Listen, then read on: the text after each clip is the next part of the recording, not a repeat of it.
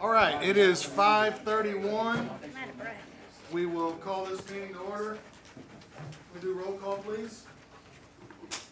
Mayor Rodham, Mayor Pro Tem Perry, Here. Councilmember Caffey, Here. Councilmember Willie, Here. Councilmember Oliveris, here, Councilmember Starnes, Here. and Councilmember Melton. Here.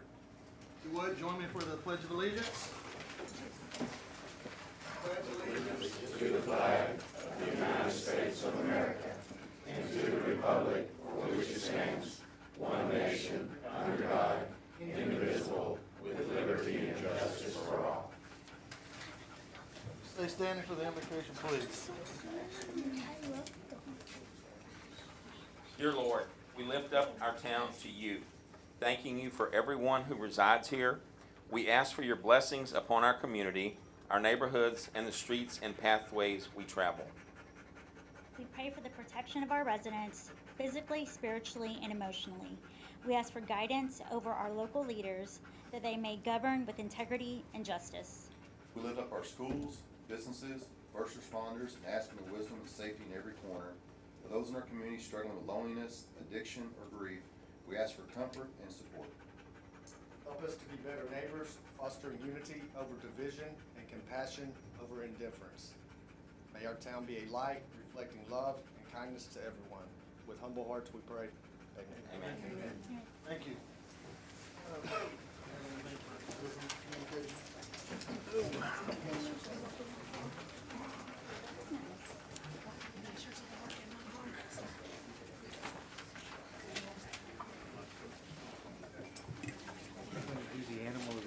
Yeah, I'm gonna do the, let me see what's on citizen communication.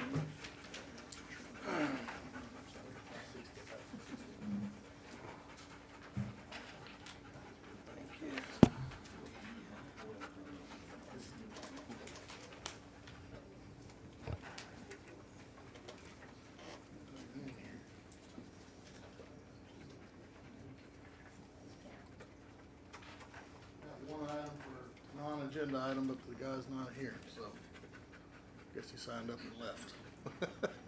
All right, we will start, don't have any announcements, but we started something 2 months back with the animal control here in Rockdale, where they bring a pet or a patron of their facility in to introduce them. So him or her, I don't know which one it is, but the floor is yours. Tell us about your animal this month. Well, this is Richardson. He's named after Sergeant Richardson, who found him. And he is a very smart boy. He's smart. He's energetic. He's a German Shepherd Husky mix, is what we're guessing. He's only 2 years old, but he knows sit. You're not gonna do it now. He's like, no. But he's energetic. I don't know if anyone saw me walking him outside, but he literally runs laps around you. But he's super calm. He's friendly with all the dogs at the shelter.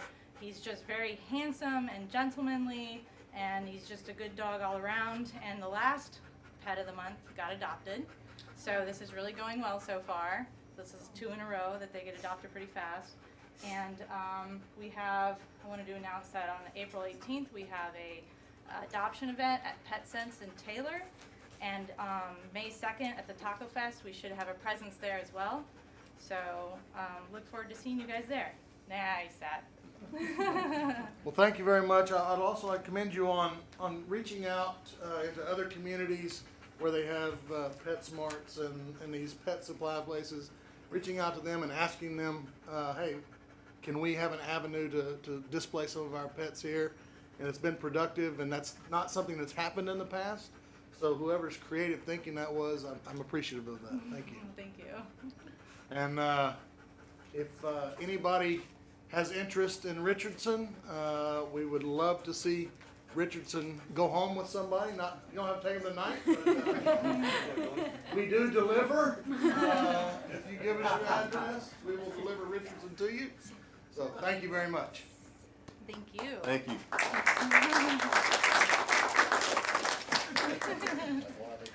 We have 3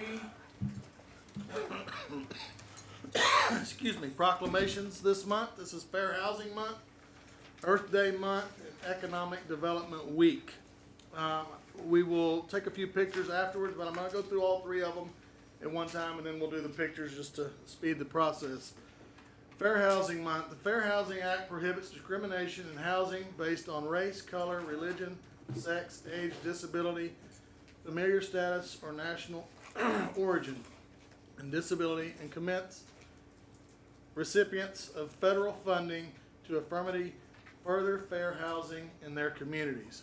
So this is something that Rockdale greatly needs, and we have a great program out at the Housing Authority, and very appreciative for the board that works out there and brings home no check for their services to that board, just like other boards in the community, and we're very appreciative of that.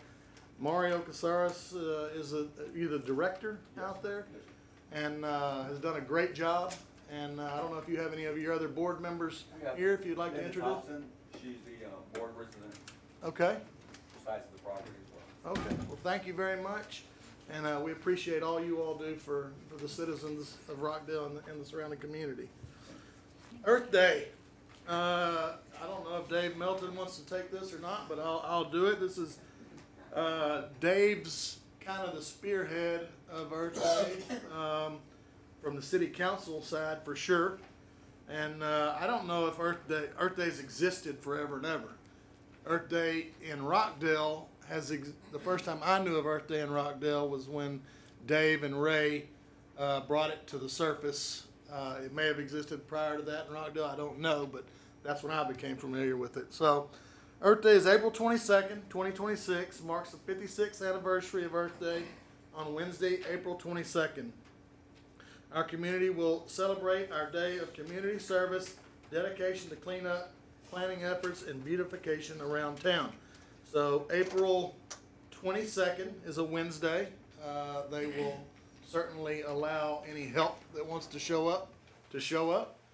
Dave, do you have anything to add to that? As well, I commend you guys for spearheading that and making it happen, because without somebody taking the reins, this stuff just kind of sits in the background and doesn't happen. And I commend you and you and Ray for those efforts to bring this to the surface and make things happen. And it's very noticeable.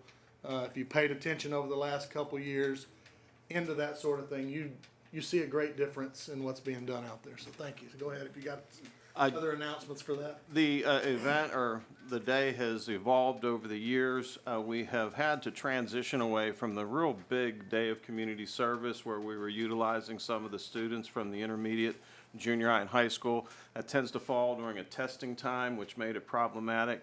So on that morning, as we did last year, there will be a table set up at Moon Brew Coffee, 107 North Main Street. We will be handing out heavy-duty trash bags to anyone who wants to work, whether it's in your own neighborhood or along one of our highways. We'll provide that for you.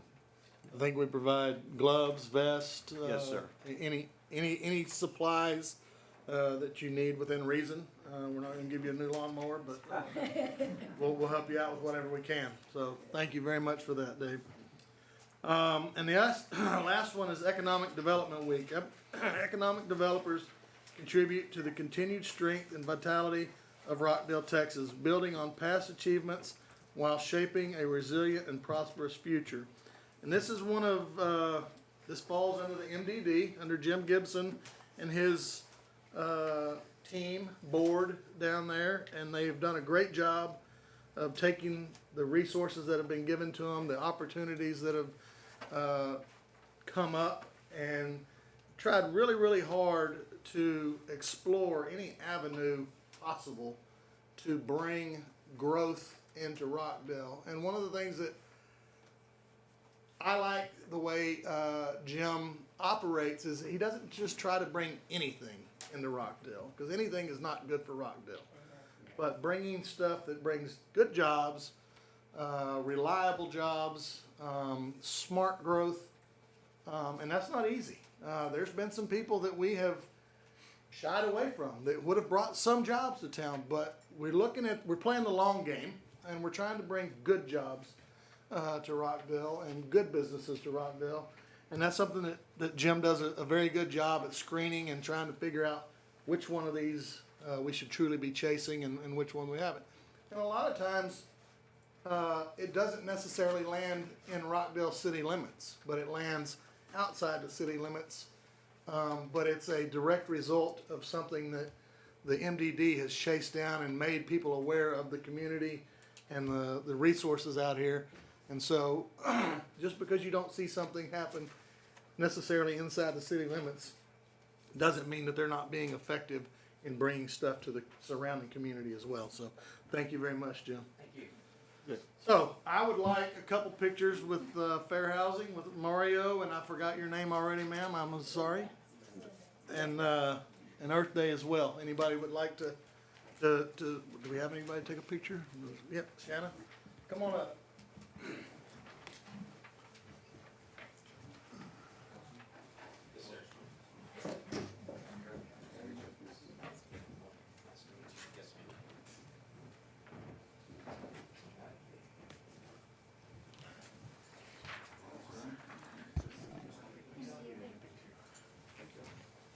We'll let you do the honors.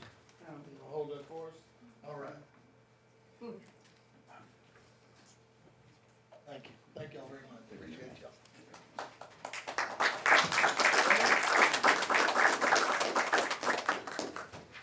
I don't want to show favoritism to my east side counterparts, but I first met Esme through Tatiana, who was a great help to Earth Day a number of years ago. And I wasn't on city council at the time, but I came and spoke as a citizen and said to that at that time, if she's the prototype, that being Tatiana, you and Jose just keep spitting them out. And, even though she's not spitting any more out, she does have her son Luke, and in the future Mateo, and Luke has really been doing a great job. And then I want to thank Scott as well, because he's helped out, and you might not know that one time we really needed to have the buildings power watch at the administration building for the ISD as well as here at City Hall. And that was this man who got that done for us, and so I'm always appreciative. So could you join me here in this picture? Let's get a hard word right, sir.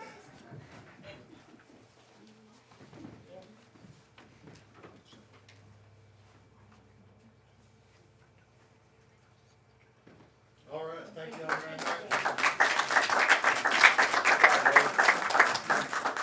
And Jim said, don't invite him up, he doesn't want the pictures. We'll get one leg. All right. So, Mr. Berry, you signed up for a non-agenda item, for citizens' communication. Is that correct? Yes, sir. Well, you were up, sir.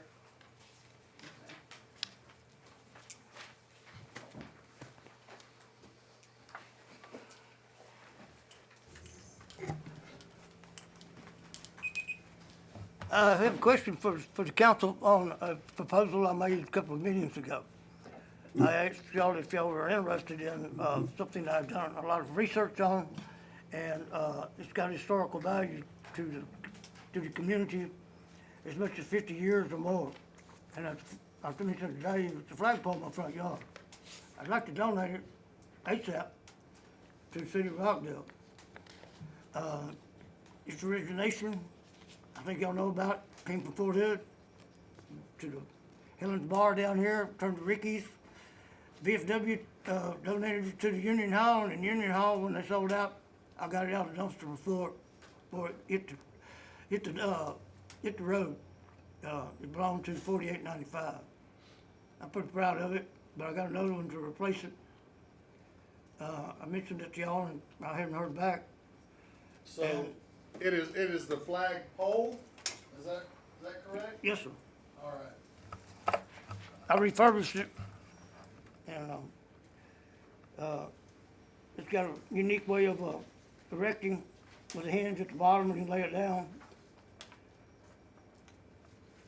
I'll be in town this week. I'll come by and pay you a visit, see what we can do with it. I've been waiting for that for quite some time. Yeah, but the present's where your words are. I will come see you this week. How about that? just call in advance to make sure. As soon as I can get out of town, I've got an appointment in Austin. All right, we can do that. My minute's up before I brag on something. What's that? I said, are my minute's up before I brag on something? No, I'll let you know when your time's up. As I mentioned before, it's considerable problems with RPD, mentioned inherent problems due to that such. But today, significant headway was made with the new detective, Sergeant Clark, and also with the present one, the sergeant, the lieutenant, I believe, right? Yeah, Lieutenant Hubnick. He's way behind on his cases, but he's aware of it now, and hopefully some headway will be made. But thieves are killing me up the street. I mean, I got 2 e-bikes stolen in the last week. I'm piecemealing the bicycle together. I'm trying to move vehicles around, and one of them's in the impound, the other one, I guess I got a promise on, they wouldn't pick it up tonight. I'll get it to the house and try to get it going. I'm encouraging the city council to look into the problem of the thieves around here and the ones that are trying to do countermeasures. Myself, I'm definitely one of a semi-vigilante committee to answer to some of them that police work might be, well, they don't really need to get the city involved in what might be a liability. Okay. That seems to be favorable with Richardson the other day, but Well, I'm glad to hear that we've got some improvements being made, and that's what we're all about, is continuous improvement. we still got a lot of paths to go over, but like I say, that was accomplished today. It took all day, and when I'm running late, and we'd have some people to join me, but, All right, thank you. thank you. So, we are going to do the consent agenda, and then I'm gonna move item 15, well, I'm gonna do 6 and then 15. Hey, Mayor. Yes. Sorry, Mayor Protem, on the consent agenda, I'd like to withdraw number 5 from the consent agenda. That has, Councilman Willie will likely have to recuse himself Okay. from that item, so when you take the consent agenda, it will be for 1 through 4. Do you wanna put number 5 back on tonight's agenda? Yes. Okay, so we're gonna remove, items we're leaving 1 through 4 on the consent agenda, removing number 5 from the consent agenda. So, we'll need a motion on that. I'll make a motion to accept agenda items 1 through 4, removing 5. I'll second that. We got a motion and a second, all in favor, show by raising your right hand. Motion carries 5-6-0. Oh, 5-0. You can vote on consent agenda. You just can't vote on number 5. 6-0. All right. Item 5 is now coming out of the consent agenda, and it is consider and take any necessary action on the second reading of an ordinance approving the tax exemption under Texas Proposition 2 for Tiger Town Learning Center. Has anything changed on this, Mr. Kelty, since the first? Only, there was a little bit of language that was added to stipulate that he would have to, on an annual basis, submit a certificate of compliance in order to maintain the grant. The exemption will remain until the legislature rescinds it or until he is no longer compliant. So he'll just have to submit that statement of compliance on an annual basis. And that was added in. Okay. I'll make a motion that we approve the ordinance approving a tax exemption under Texas Proposition 2 for Titletown Learning Center. This is actually the second reading of it. I'll second that. Got a motion and a second. Any other discussion? If not, signify by raising your right hand. Motion carries 5-0 with 1 abstaining. Mr. Willie abstained from that. All right. Regular agenda item. Let me see who all signed up. What do you know? They're all here for one thing. Empty room. Regular agenda item number 6, consider and take any necessary action on the second reading of an ordinance dissolving the library advisory board. Mr. Kelty? Yes, so at the last council meeting, I had in my memo that it was established more recently, and I guess that actually ordinance was adopted the ordinance that I was referring to re-adopted some regulations, so the library board has been around for a lot longer than I had realized.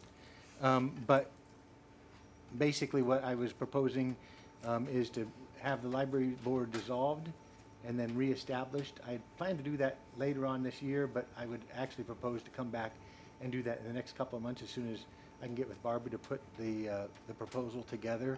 I did have some ideas that I included in my memo.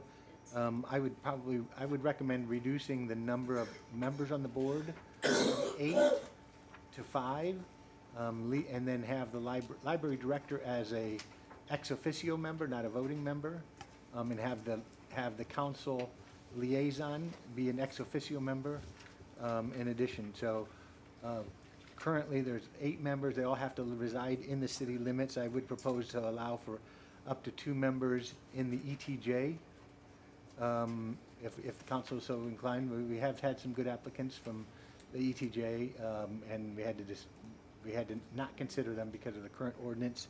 And then also, this is a little bit creative, but I would like to encourage and to include in the ordinance a requirement that the board members who meet quarterly, that they actually volunteer for a certain number of hours every month, volunteering at the library under the direction of the library director. So those are some of the things that, some of the plans that I have to bring this back to council for readoption. I did reach out to all the board members of the library board and invited them to come tonight, and also ask them if council took this action, if they would be willing to continue serving. And most that I was able to talk to all but one of the board members said that they would be willing to continue to serve in that capacity. Okay, and I think, Mr. Melton, you're the liaison for the, and so when that happens, we will have to reestablish the council liaison, because Dave will be gone at that point. It is, and he would actually be eligible to serve and has expressed some desire to serve in that capacity. But the current ordinance actually has the mayor as the liaison.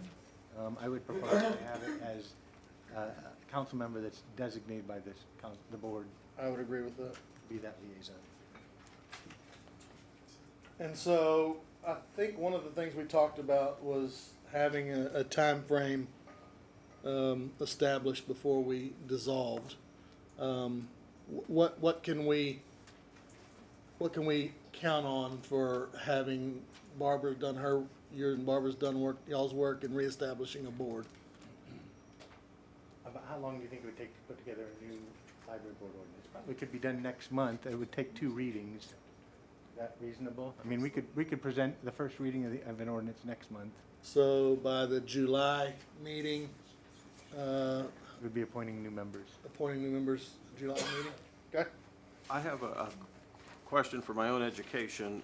Could you please redefine what the ETJ encompasses? So the extraterritorial jurisdiction is what ETJ stand for. And Jim, is it 2 miles?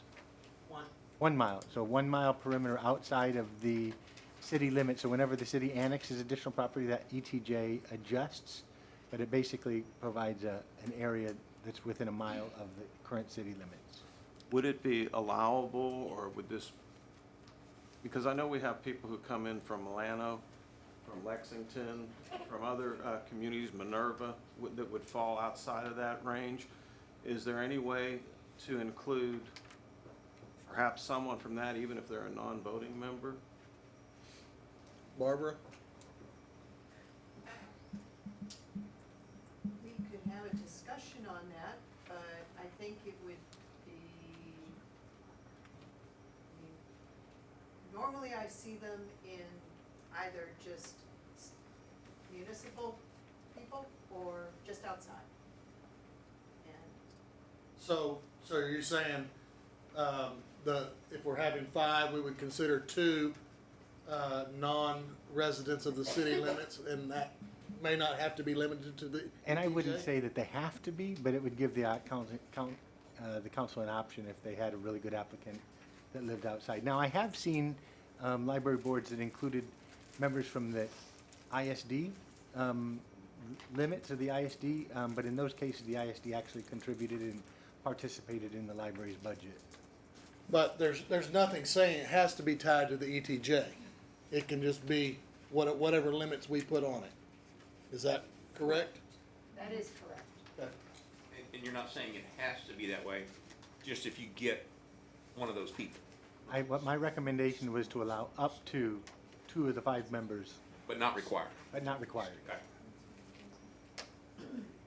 But that will still be debatable once you have the ordinance in front of you. Okay. So, we will need a,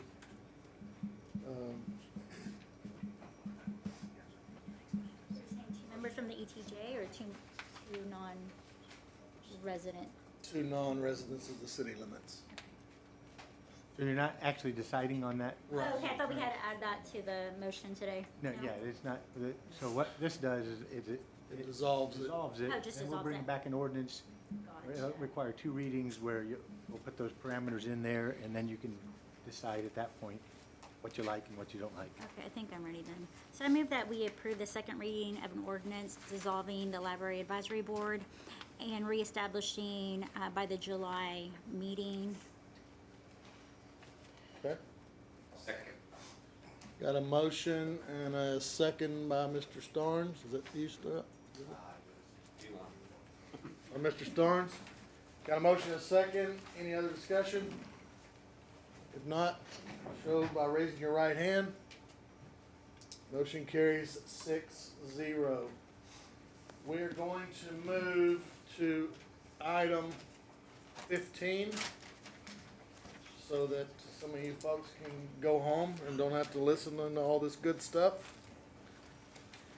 It is consider and discuss the memorandum of understanding, a MOU, between the city of Rockdale and the Rockdale Fair Association. We have 1, 2, 3, 4, 5, 6. 1, 2, 3, 4, 6. Would you all like to have your time at the podium? Or do one of y'all want to represent the group? It makes us no difference. All 6, please. All 6. Well, we will go in order then. And the first one up is McKenna Muston. And if you would, state your name and your address and speak into the mic so that everybody outside of here can hear what's going on. Perfect. Hello, my name is McKenna Muston. I'm a sophomore at Rockdale High School, 1623, FM 1712, Rockdale, Texas is my address. I am here tonight to speak about the proposed new use of the land currently used for fair parking. Right now, parking during the Rockdale Fair is already extremely crowded and limited. If this land is repurposed, it will only make the situation worse and put the failure of the fair at serious risk.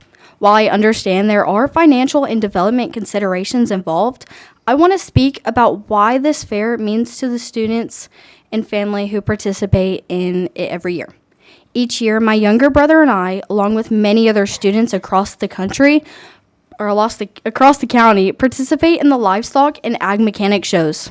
We spend months raising animals and building projects, dedicating countless hours of hard work, responsibility, and commitment. For many of us, it's like having a full-time job on top of school. The fair is not just an event, it is where students learn discipline, responsibility, and confidence. It is where many of us find our voice.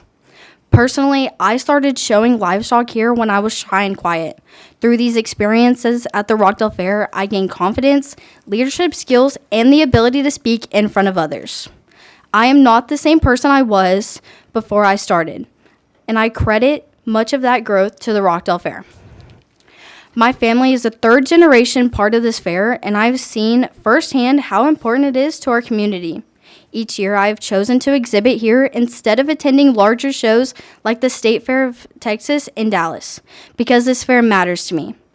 Through it, I have been able to place and sell my projects, which has helped me financially build my herd and continue my involvement in agriculture, along with the scholarship opportunity with 1 to 3 years of college paid in full to be a part of a show team at Trinity Valley Community College when I graduate.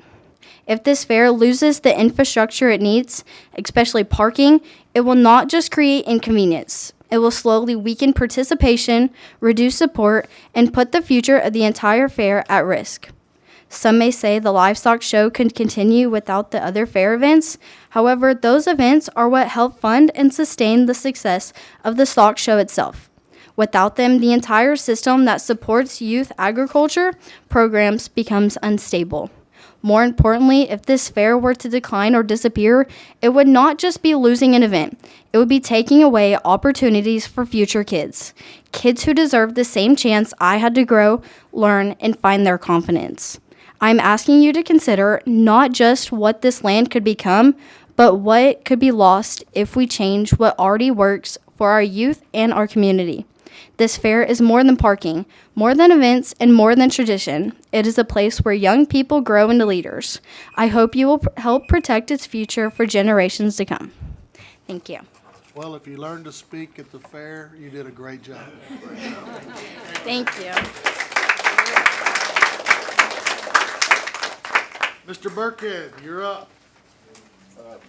Mayor Pro Tem, I'd like to adjust the order of the speakers, please. Mr. Shoemake would like to go next, after that followed by Wallace Jones, then Alan Miller, then Miss Christy Moreland, and I'll close it out last, please. Well, y'all know y'all's batting order, so y'all Yes, get sir, up. that's our lineup today.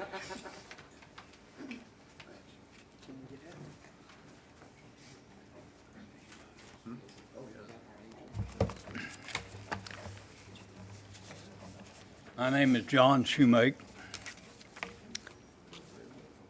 I am the only surviving member of the original Rockdale Fair Board of Directors.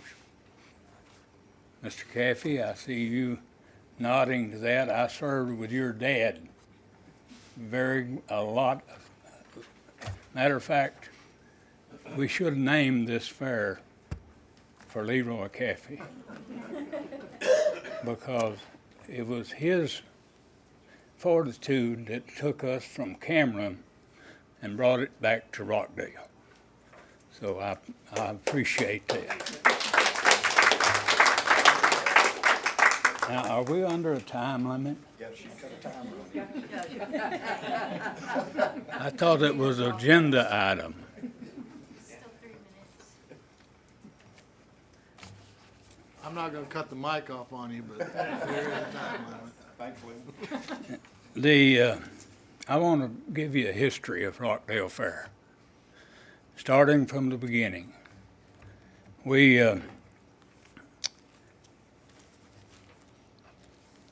chose this subject matter to provide an educational experience for the youth of Rockdale and Milam County. That's why we're here, solely. It's not to make money, it's to provide an opportunity. Everything on our agenda is judged by how do the students benefit from this activity. Everything has to pass that test before we'll even consider it. And all of our members are volunteers. There's no paid members. As a matter of fact, we used to have it in the bylaws, and I haven't read the bylaws in a while, but it was be illegal for you to accept funds as a member of the board of directors. So if you've heard that somebody was taken to the till, I don't believe that's true. So no one can receive compensation from being a member of the Fair Association. We have no little to no support from the city. It's all done by volunteers. We used to get a little bit of help with the parking. That no longer happens. We used to get some police officers show up occasionally and help us with the crowd control. That no longer happens. We get no support at all from them. I tell you, we're naive, but we're honest. You know, I'll tell you the truth.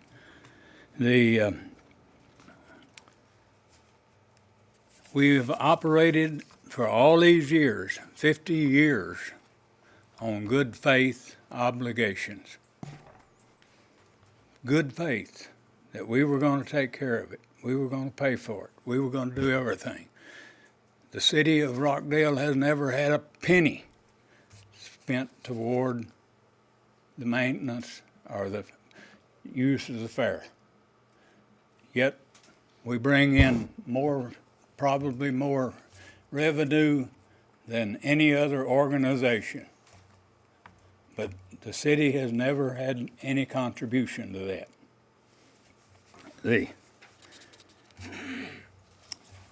The good faith, we started with nothing. We had one old building that was brought in, an old school building brought in from somewhere. It had fallen down. We fixed it. We put it back in shape. We had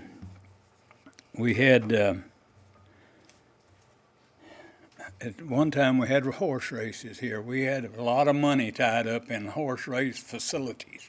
We learned that wasn't proper for the kids, so we did away with that. We built a racetrack, horse stables, and all that, and had to tear them down finally. We rebuilt the dance pavilion. We rebuilt the old horse show barn. Is now the cattle show barn, which is being replaced at this time by a new facility that's second to none. No cost to the city. We rebuilt we had to redo all of the electrical and all of the plumbing inside Fair Park proper. No one helped us on that. We had to do all of that. We replumbed it from the ground up. Electricity, we had to redo all of the concession stands because they were dangerous. They were not protected. They were not wired to code. We had to do all of that on our own.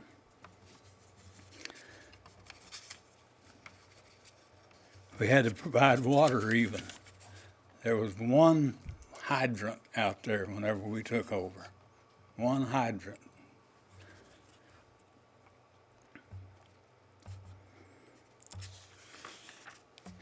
We rebuilt the rodeo arena. Rebuilt food booths, barbecue pits, all the lighting for the parking area. We had to provide and improve. And we also were used to getting lots of rain, so we had to invent a drainage system to take care of that, and we did. No person or group has ever accomplished so much with volunteer labor as we accomplished. And you couldn't do it at all if it wasn't benefiting the kids. That's our secret. We tell them it's going to benefit the kids, and so we don't have problems getting volunteers. Now, in 1983, some of you may remember, George Strait gave us a lesson. We need a lot more parking. It was, oh man, we survived that. I don't know how we did. 13,500 people inside that park. And anyway, you probably will remember that. So then we started buying property that was on that adjacent to, it's the old City Civic Center property behind it. We started buying that, thinking that we could use that on our own. But some rules came in that said you got to have liability insurance. And we were not a 501c3 at that time, so they wouldn't sell us insurance. So we had to come to the city and say, give us some answer, how can we do this?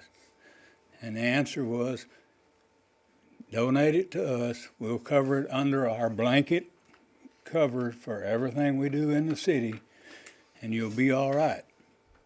Now, we didn't think it was necessary for us to tie everything to legal, because everybody knew what we were doing. We were doing it for the kids. So that's where we were. So we kept buying property and donating it to the city. And then we got another lesson taught. No good deed goes unpunished. Mr. Perry and his group showed up and said, you guys have done a good job cleaning this thing up. Now I want to put a skate park or a skate facility here. I said, no, I can't do that. That's reserved for the Fair Park. It's an addition to Fair Park. And he convinced the city council that he was right and I was wrong, and so he got the right to put a skating facility there. He didn't get the land. They didn't grant him the land. He did not pass any kind of a rule that said it just gave him. And they gave him 100 feet square. 100 footprint square.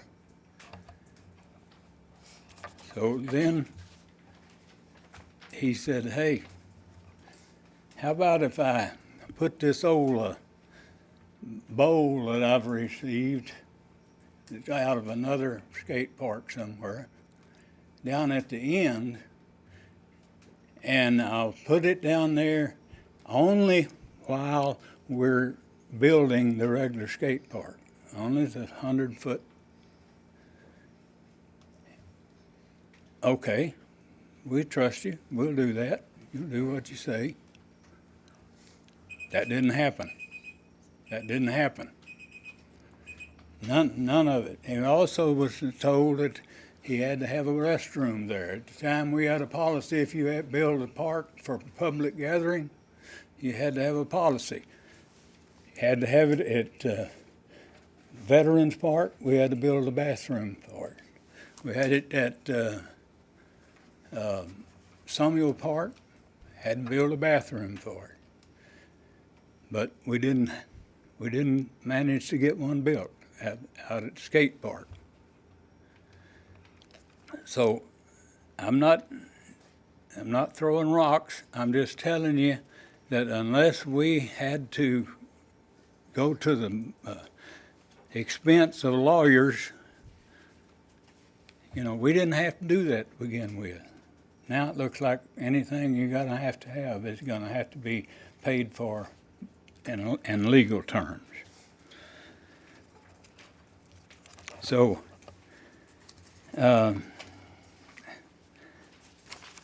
he won the right to have the skate facility, and it's all legal, except he kept expanding. He had 100 square foot, or 100 foot square.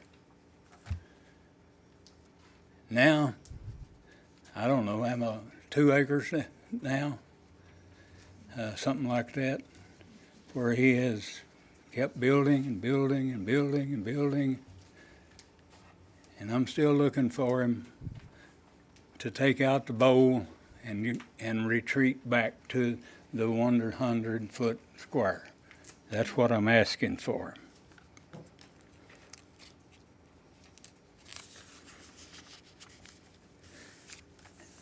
We have lots of issues, and I'm embarrassed by having to be here. We should not have to come to an organization like this and beg and plead to do what's right. We ought to be able to do what's right voluntarily, but we don't seem to get that across. So, right now, we're only asking for a make-whole remedy. Not asking punitive damages. But unless we get some relief somewhere, as the young lady said very beautifully, it puts us at risk for even having a fair again. Unless we get some of these issues settled, I can't guarantee where we're going to be next year. Thank you.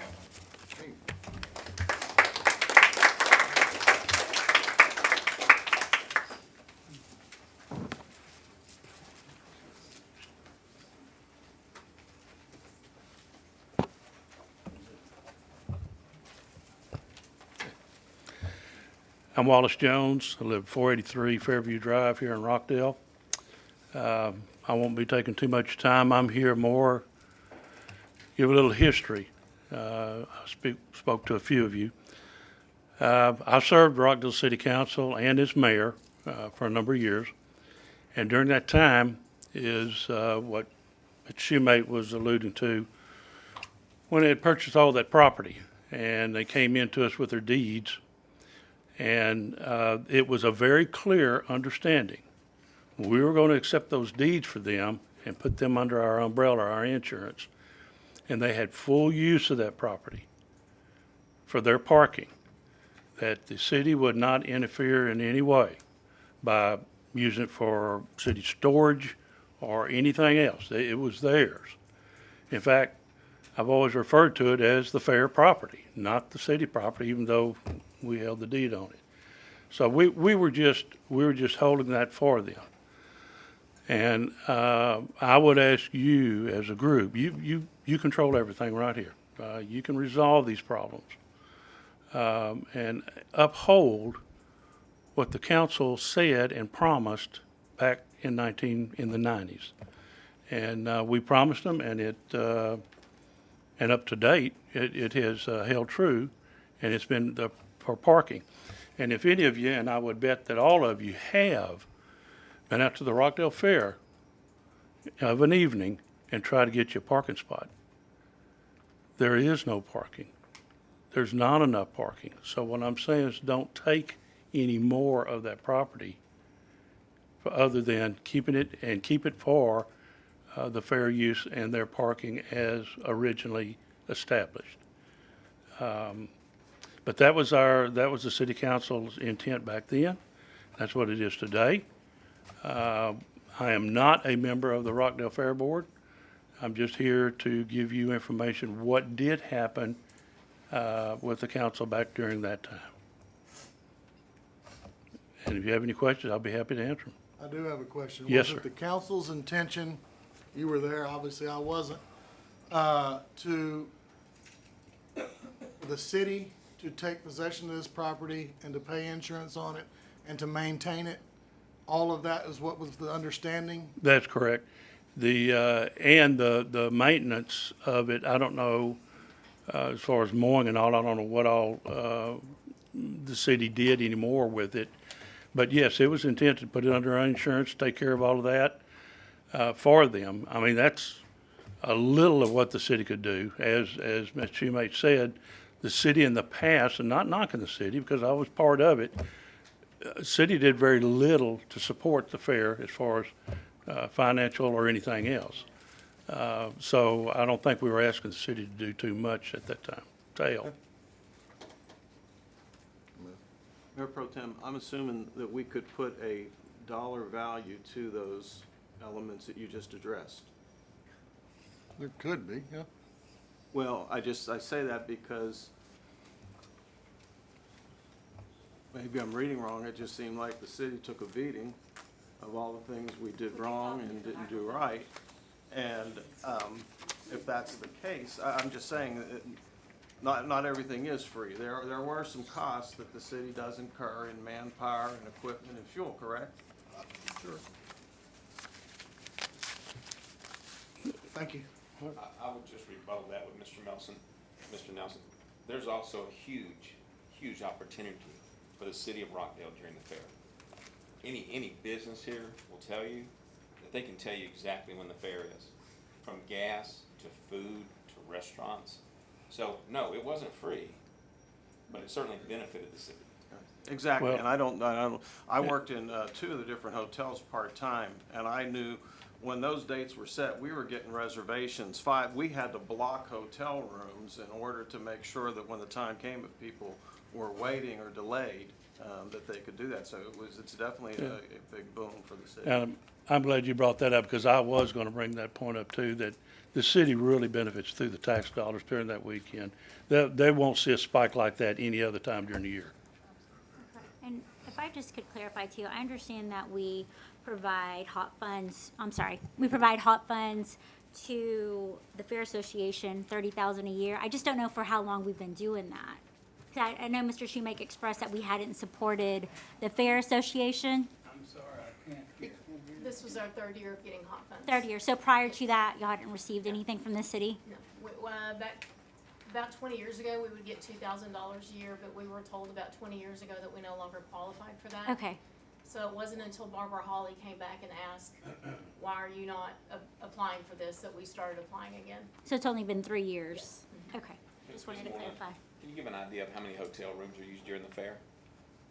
We usually sell out for the majority of hotel rooms. There's been some issues with the last few years about rooms being available.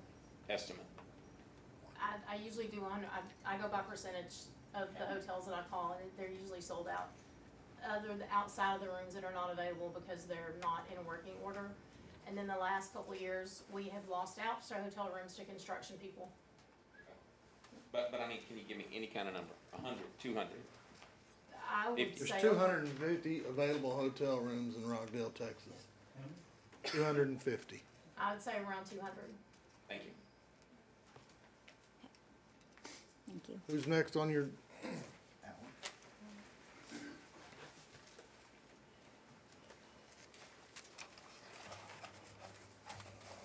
Thank you. My name is Alan Miller. My address is 312 Horseback Hollow in Austin. I was a longtime resident of Rockdale for many years. I was contacted to give a history of what I know about the Rockdale Fair partnership with the city of Rockdale. Between Mr. Shoemake and Mr. Jones, they have ticked off all the boxes, so there is no need in boring you folks with repeating what they've already said. The only thing I might add is, from my time on the city council, I know you're amongst friends and neighbors, and sometimes it's hard to take a vote when you know it's not going to sit well with some of the people in town. It's just part of the nature of the game. However, your job has been made very easy. And the reason being is there was a proposition on the ballot in 2000, and the proposition was, shall the city council of the city of Rockdale be authorized to sell or convey approximately 43 acres of land presently being used by and for the Rockdale Fair Park, Rockdale Fair Association, blah, blah, blah, blah. And it passed with 59.3% of the vote. Now, anybody who's run a campaign would take those odds any day. If you knew you could get almost 60% of the vote, it was overwhelming. the citizens voted, and all the Rockdale Fair Association is asking now is to do what the will of the citizens voted, authorized the then city council to do. Just button up the agreements and to where everybody knows where they stand, and you don't have to have another meeting like this again. And I thank you for your time. If you have any questions, let me know. Otherwise, I'm going to sit down and be quiet. Thank you. Thank you. Well, Chris? Okay, so I'm going to try to be brief. I didn't know that we were under a time constraint being an agenda item tonight. You had asked us once, Mr. Perry, if we felt like we had an emotional claim or attachment to this land, and I think it's pretty obvious. Yes, we do feel like. Can you say your name and address? Oh, Christy Moreland, sorry. Address 1603 Yoakley here in Rockdale. We do feel like we have an emotional attachment to it. We do feel like we've bought this land. We cleared this land. The city did not buy any of these lots. If you will notice in the packets that I handed out for all of you, it spells out the year that we bought it. It spells out the year that we deeded it over to the city. There's usually anywhere from a 1 to 3 year time period between when we bought it and when we deeded it, and that's because that's how long it took us to pay off the loans. So we cleared the land. There were some times that we had to demo houses or buildings that were on it. We did that on our dime. There were times that we had to actually move the houses off of the land. We did that on our dime. I know that the city mows the lots that are outside of the fencing of the fair park, but I would suggest that the expense that takes does not touch the expense that we have spent on that fair park over the last 50 years. The last time that I wrote of an expense sheet was during the skate park issue, and we were over $5 million in maintenance that we had spent, and about 10 years for that. And that was for land that we didn't own. The amount that we've spent since then is astronomical. The amount that we've had to spend in plumbing and fixing up buildings and replacing buildings. I feel like we've done our share on that. But I'm not really here to talk about the emotional part of it. I'm here to talk about the business aspect of this. We're trying to run this like a business. And we are coming very quickly upon a critical juncture for the Rockdale Fair Association. We can't keep hosting this party if we can't park our guests. I know there are a lot of people that have a lot of opinions out there for the different ways that we should be handling our parking. We have looked into those, we have researched those, we have figured out what is feasible and what is not feasible. The only solution that we have at this point in time is we need land to park cars. We knew that we would need this land to park cars 20, 30 years ago. That's why we started buying the property. Had we been legally able to hold on to the property and not deed it to the city, we would have. At that point in time, it wasn't legal. It is now. So when we buy property now, we hang on to it. But when we deeded it to the city, we deeded it to the city in good faith that it would always be made available to us for parking. I know that there's a lot of people that think this should be a moot point, because some of the things that were going to happen later are that were the pickleball courts, for example. I understand that that's no longer happening. However, this comes up for us every 3 to 5 years, and it has been since the skate park was put in there. I believe that was 2005. That was over our objection. It was a couple of years after that, a local businessman wanted to build a thoroughbred barn and training facility on the infield where we do the carnival in the South Barbecue area. That did not die out because anyone said, whoa, don't do that to the fair. It died out because the business deal fell through on the other gentleman's part. It wasn't, I think it was 2018, 2019, another businessman wanted to do a land swap for a piece of our land. That scared us, so we did the MOU. The MOU ended up getting canceled. Then we did the vote. We thought that would take care of it. The citizens voted to give us 43 acres. We got 31 acres. We went ahead and did a second MOU to try to protect the other lots that we had bought. And then we're driving by, I'm driving by to church one day and I look over and there's a house being built on one of those lots. We've kind of worked that through with the council, but then the pickleball court was something. It's just, we do this every couple of years, and what we're here for tonight is a resolution. We need a resolution to this. We need to know if we're going to be able to continue to host the fair. And if we lose another inch of parking, we are not going to be able to continue to host the fair. We are always going to do what we can for the kids. We can't take what these kids are learning away from them. So we will be able to continue to host a livestock show, possibly a rodeo, but the barbecue cook-off, the dance, the car shows, the home ec, all of that will go away if we keep losing parking, we cannot continue to do that. Now, there's a little bit of disagreement between Mr. Burkhead and I and some of the other board members. He seems to think that we can continue forever with just doing the livestock show. I don't think we can. It is the rest of these functions that fund the livestock show. The buildings, the maintenance, the never-ending plumbing issues that we seem to have out there. We would be able to do it for a short amount of time. I know that we would, but I don't know how long we could do that. So we're just looking for a resolution tonight. And the reason that we've come to a bit of a critical juncture is because we have contracts that we have to sign. A lot of our contracts are tied up in 3-year contracts. I've got 2 of them that are coming up, and I don't feel comfortable signing them right now because I don't know how much longer we can have some of these events if we do not get a resolution to find out if we're going to have our parking or not.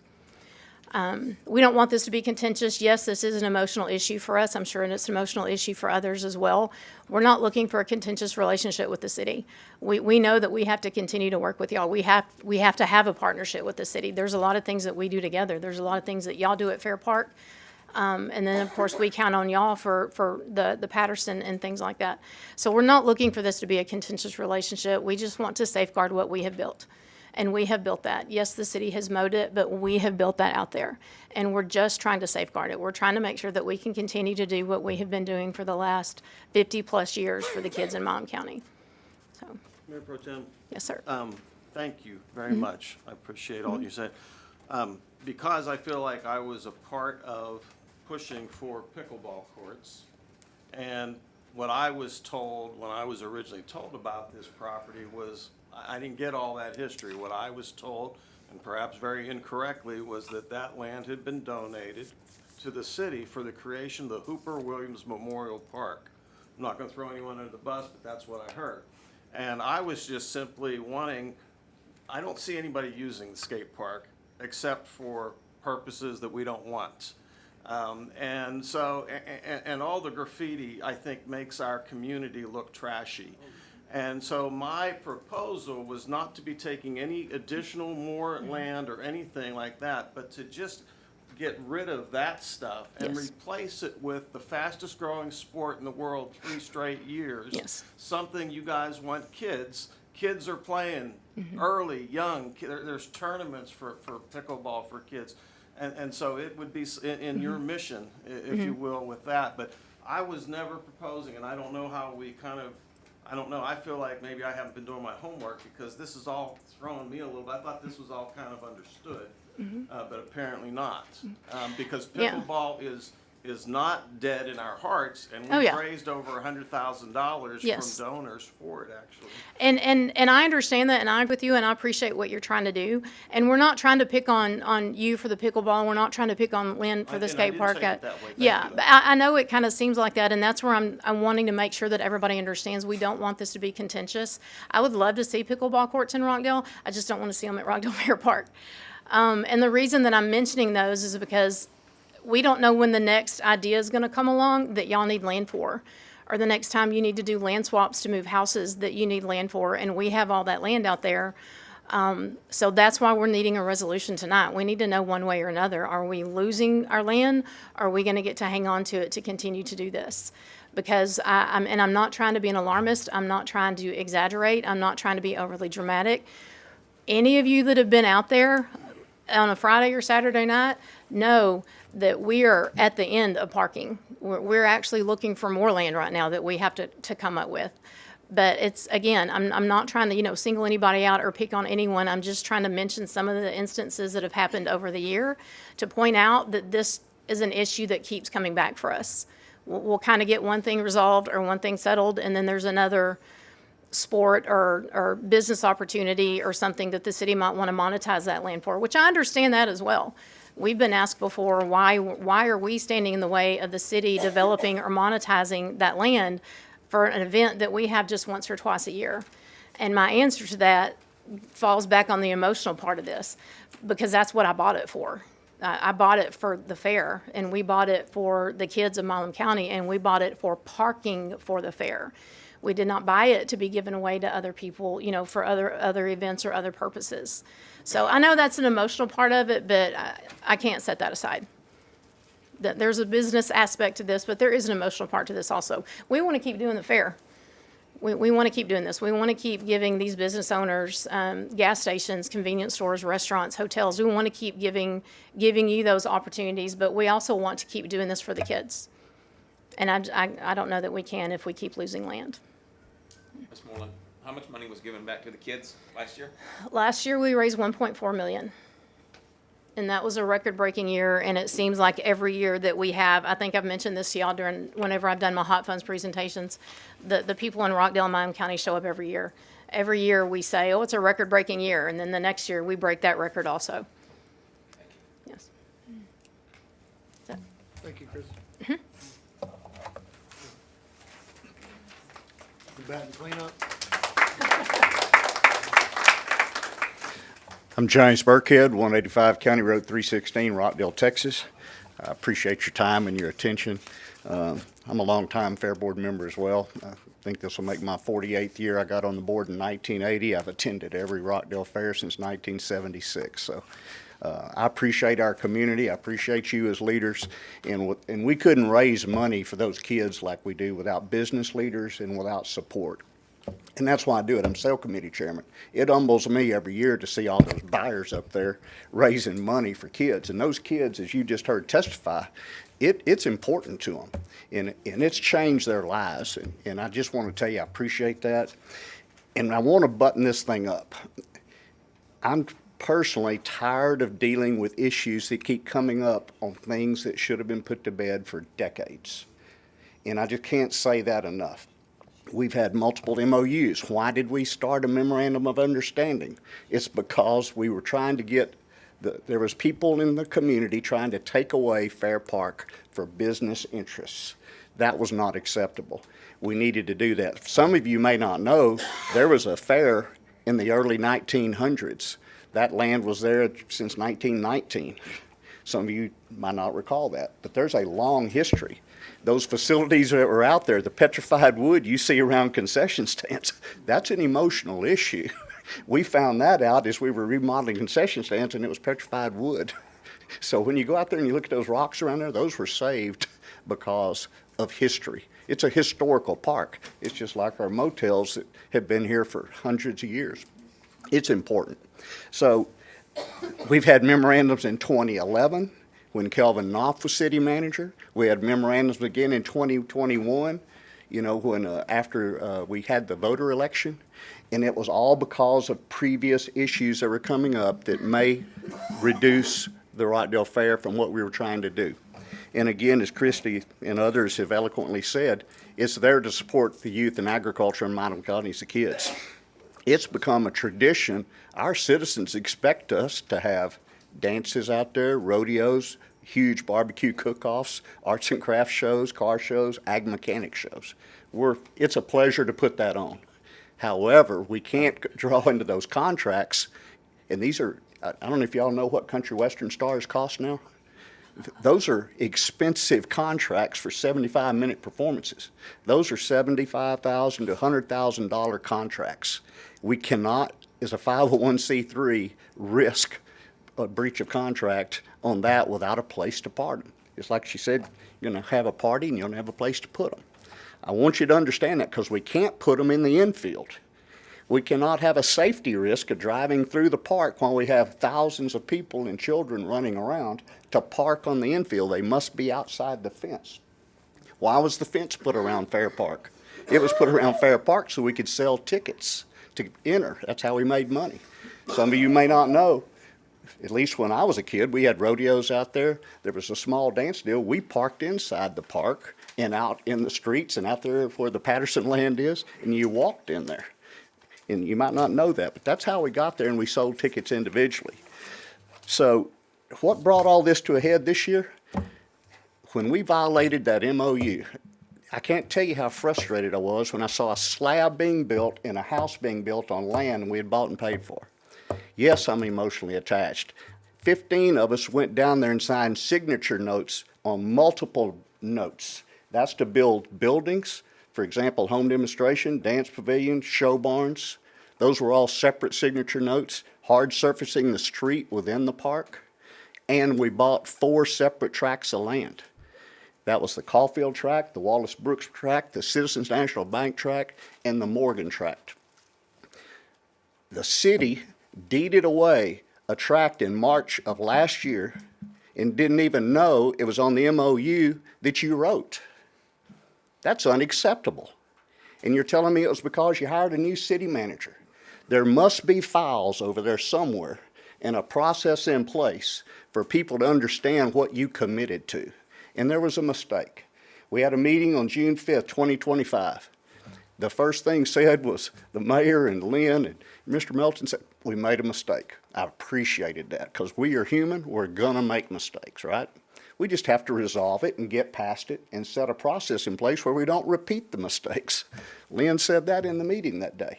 Let's set a process in place where future councils, future RFA leaderships don't have to do that. We started going about that last year in June. It took until, I guess it was November, we finally got a draft from the city attorney after a June meeting.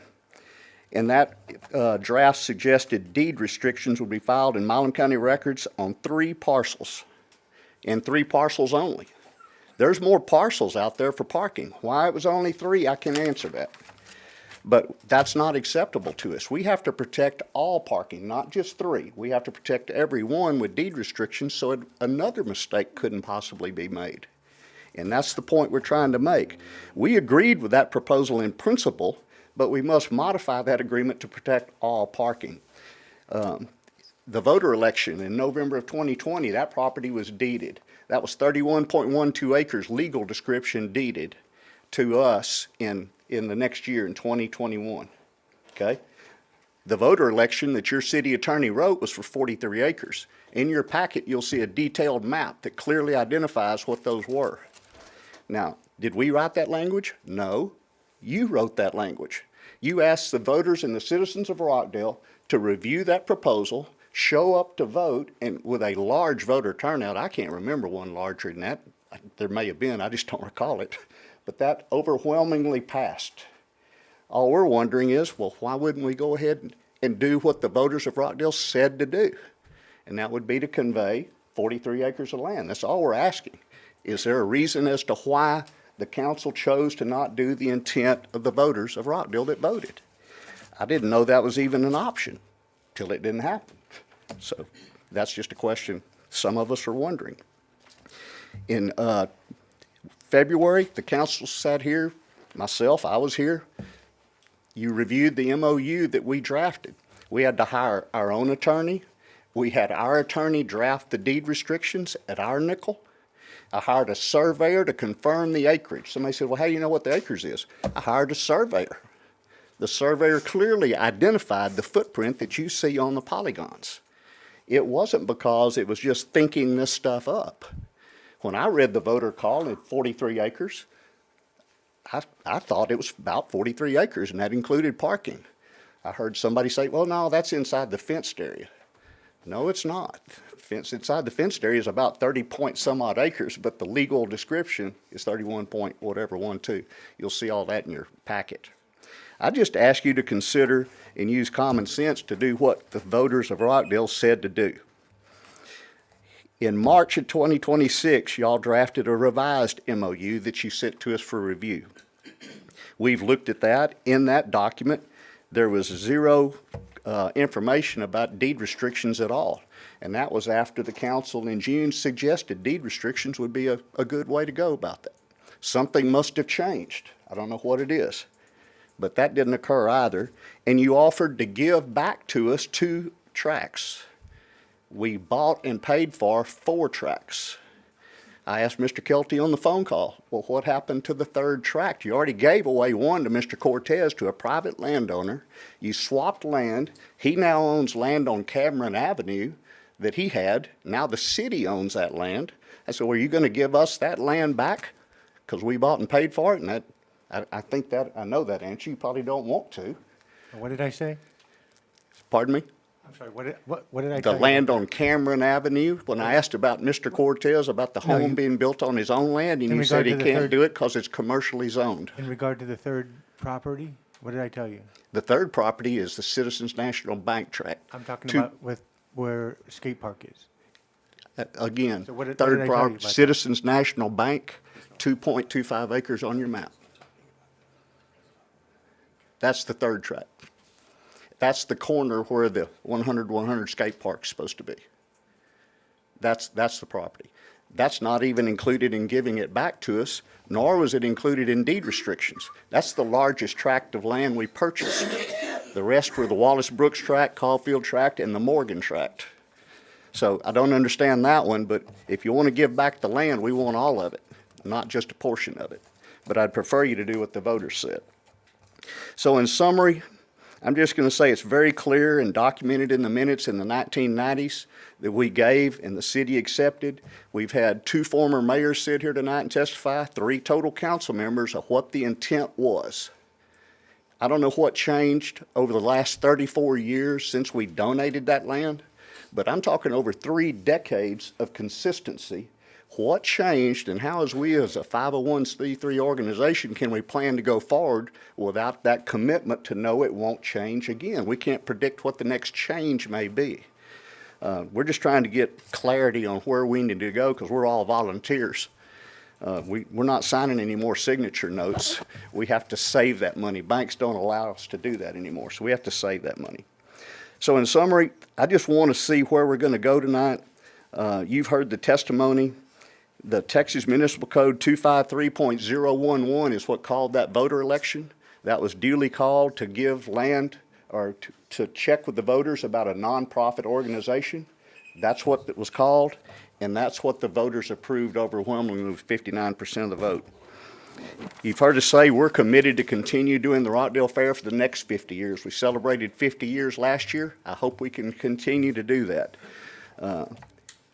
We couldn't do that without community support and people coming to the fair, and we thank everybody for doing that. And I've seen a lot of you in the room out there. I thank you. I thank you for spending money on kids. It's greatly appreciated, and I know the families certainly appreciate it, and we as a fair board do. We just want to ask you to clean up this issue tonight so that future city managers that are hired in the future city councilmen that will be sitting in your seat and future RFA leadership knows that we've got this put to bed and we won't have to reinvent the wheel again on a property control issue. What's the solution? The easiest solution is what Mr. Miller alluded to. Just do the will of the voters. The vote was held over 5 years ago, and that's do what the voters suggested and what you asked them to do in your resolution, and that's deed approximately 43 acres of land. The other suggestion was last year from Mr. Perry on our June 5th meeting, which is another good solution. Let's get deed restrictions, set them to perpetuity, and lock it down where it can never change. That's also a great idea.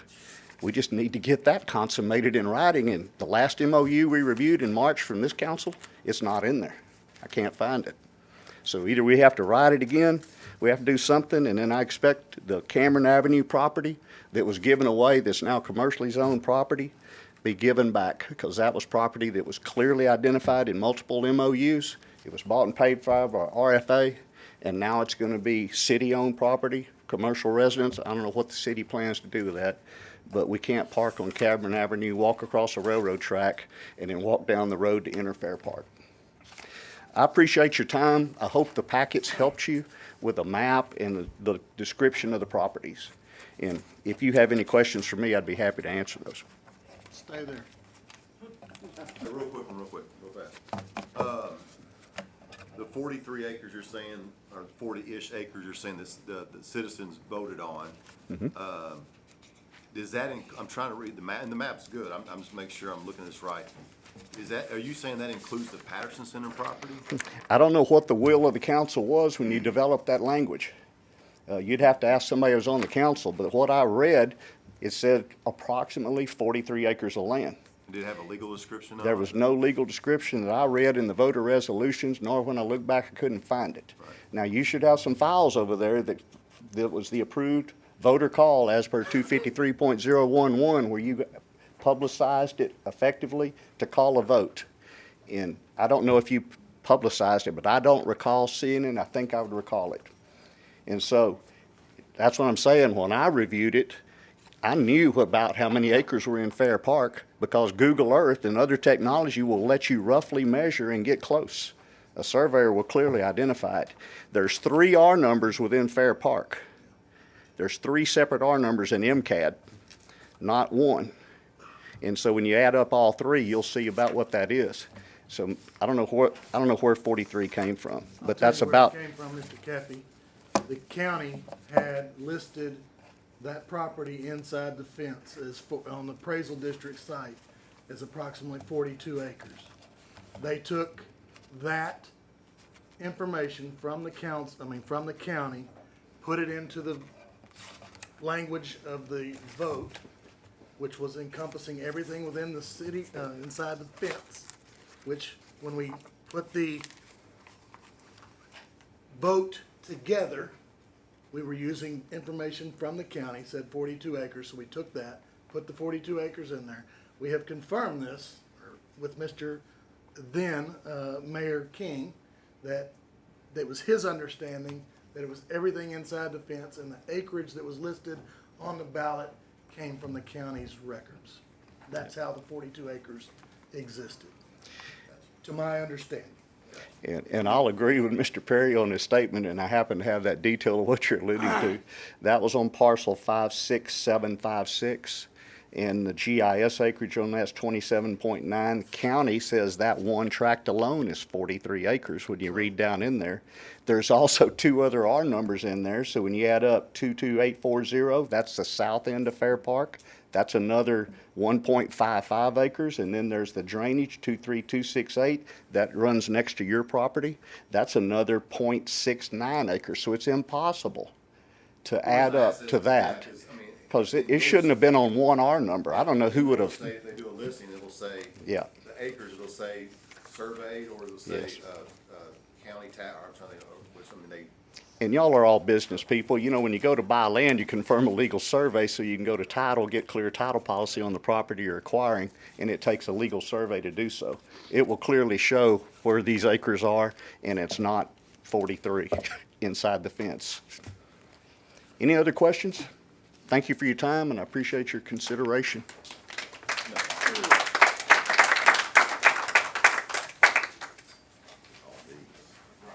I would like to address an issue that Mr. Shoemate first brought up, and then Mr. Burkhead alluded to about attorneys and spending monies on attorneys right off the bat.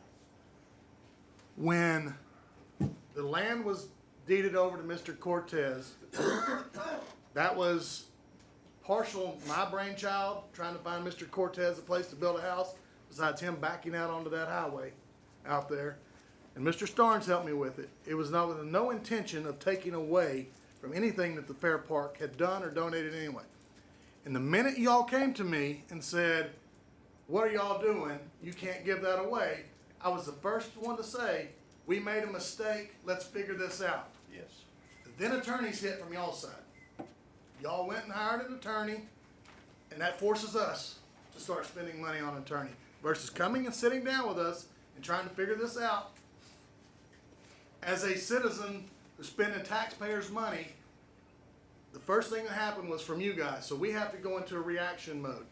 And so I don't like the fact that I don't like everything to go to attorneys either, Mr. Shoemate. I really don't. I like our attorney over there, but I don't like paying her. Bless your heart. It's necessary evil when it happens, when somebody initiates it, we have no choice but to respond. So that's the way that went down. I was the first one to say we made a mistake, let's figure this out. I was also the first one to say the best way to do this is to put deed restrictions on that property. And the reason that it's 2 properties and not 3 is because we cannot legally, as a city, give away skate park now that it has been deemed a park. It has to go before the voters before we can do that. We can't put deed restrictions on that that say we can never sell that. That's a voter thing, not us, not a council thing. So the two properties that were still left that we did not give away to Mr. Cortez are the two that we said we would put deed restrictions on. The other piece of property was never given to the city by the Fair Association, from my understanding. That was the Patterson Center property.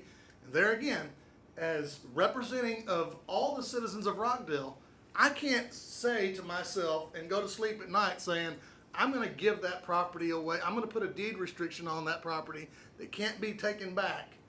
Because that was citizens of Rockdale's money, not the Fair Association. It can be a discussion, but I can't do it just carte blanche say, I'm gonna give all this property away to the Fair Association, we'll put deed restrictions on it, because that's not how it came to the city. Appreciate your comments. Nobody on this council, including myself, wants to harm the Fair Association in any way. I'll let them speak for themselves. I don't think anybody on this council or in the city wants to harm the Fair Association in any way. And we're very grateful for what y'all do and what y'all bring back to the community. So there's not this contiguous relationship that needs to happen. And I think had this been handled a little bit different on the front end, a lot different way back when there's memorandums of understanding. And I agree, it's a process failure for these things not to be made aware to council, that's current council or future council. And I don't know the answer to that, because I'm sure there's other ones out there that are not associated with the Fair Association that we have no idea are out there until we do something and then it gets brought to the surface. So I want to be clear, nobody's out to harm, nobody's out to take land, nobody's out to do any of these things. The skate park, it served its purpose. If it's time for it to go, it's time for it to go. It's not built with the intention of forever and ever. Mr. Shoemate, you said I didn't put a restroom out there. You're absolutely right. But what I did do was put one at Veterans Park on my dime for the city of Rockdale at the exact same time. So I want that to be clear too, that no, did I not fulfill that? Absolutely not, I didn't. But I did one over there in return. So, thank you. Thanks for your points, Lynn. Just for clarity, we didn't hire the attorney to review until we received the November MOU from council.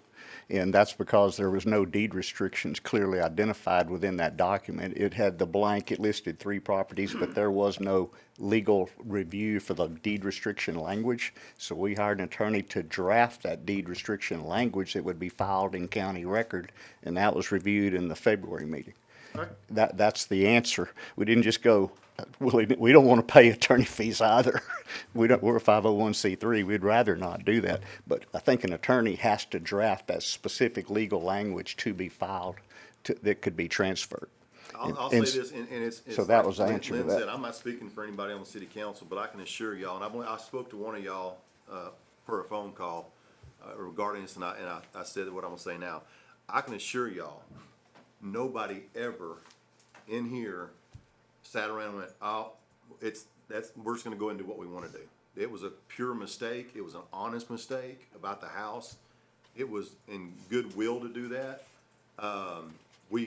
From my understanding, we're putting deed restrictions on these properties because we won't hopefully be here in 5 or 10 years or however long Tim wants to be here. I'm like, we weren't on it back when this all happened a while back. I think that is the best thing is deed restrictions. Last we spoke about it, I thought that's the way we were gonna go. But the last version we talked about, we actually didn't include deed restriction because we were given the 2 properties back.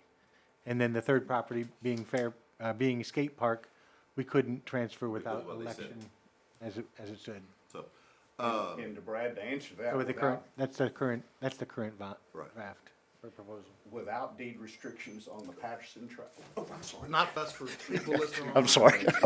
Broke protocol. The reason we need to have deed restrictions on the Patterson lot, which RFA did not purchase, did not deed. The Patterson Center? The Patterson Center lot, there's 7 acres there. Okay. We did not do that. That was a long time ago deed transfer to the city of Rockdale. However, without deed restrictions on there, how do we know future councils won't find another need to say, well, I'm gonna let another citizen with a house falling down to back onto Cameron Avenue.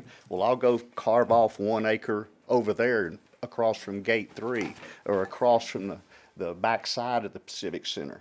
We have to think out of the box, because how do we know, because we won't be here, but how do we know that won't become a need without that deed restriction?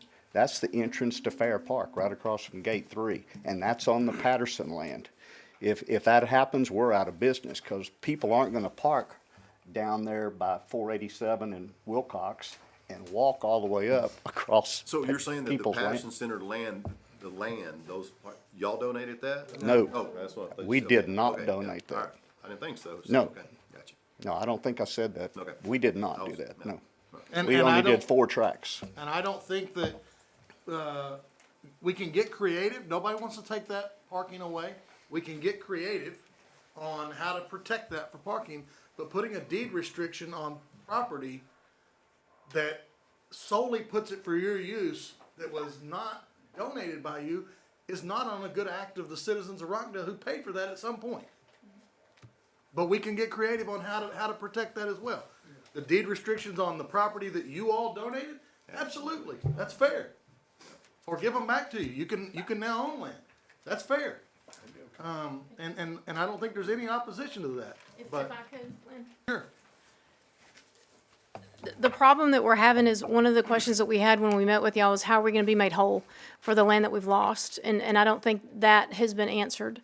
And that's kind of what we're looking for. And I completely understand the Patterson. That's something that we've kind of gone back and forth over. That was covered in both of the MOUs that we had. But the most protection that we have found that we have in the MOU is that the only thing you've offered us is a first right of refusal for all of that land. And we don't want that. We don't want to pay for it again. I know that we didn't pay for the Patterson, but we don't want to pay for any of the other again.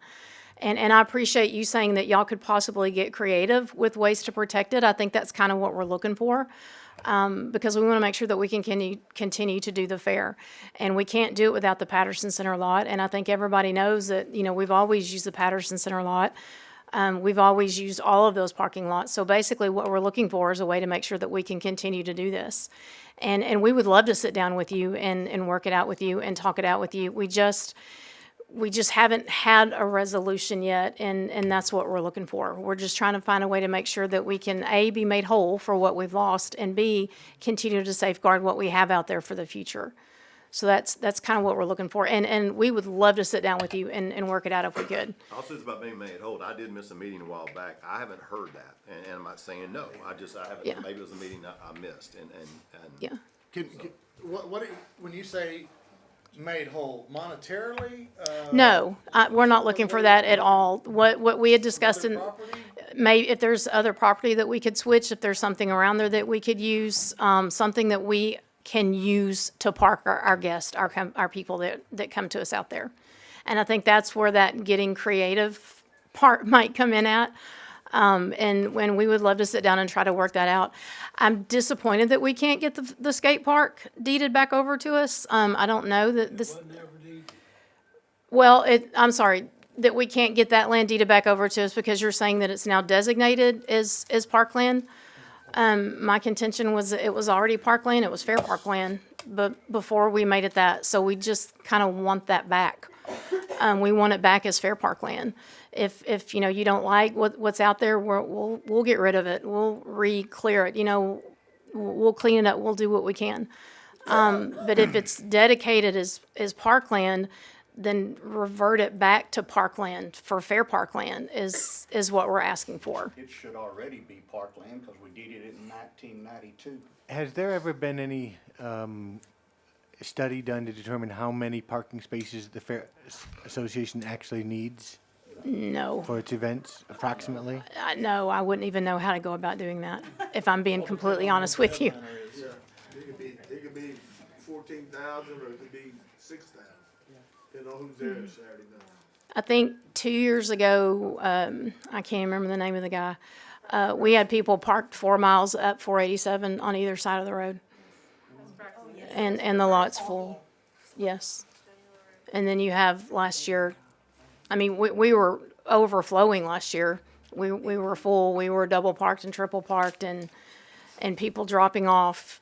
And that wasn't as big a crowd as we're used to.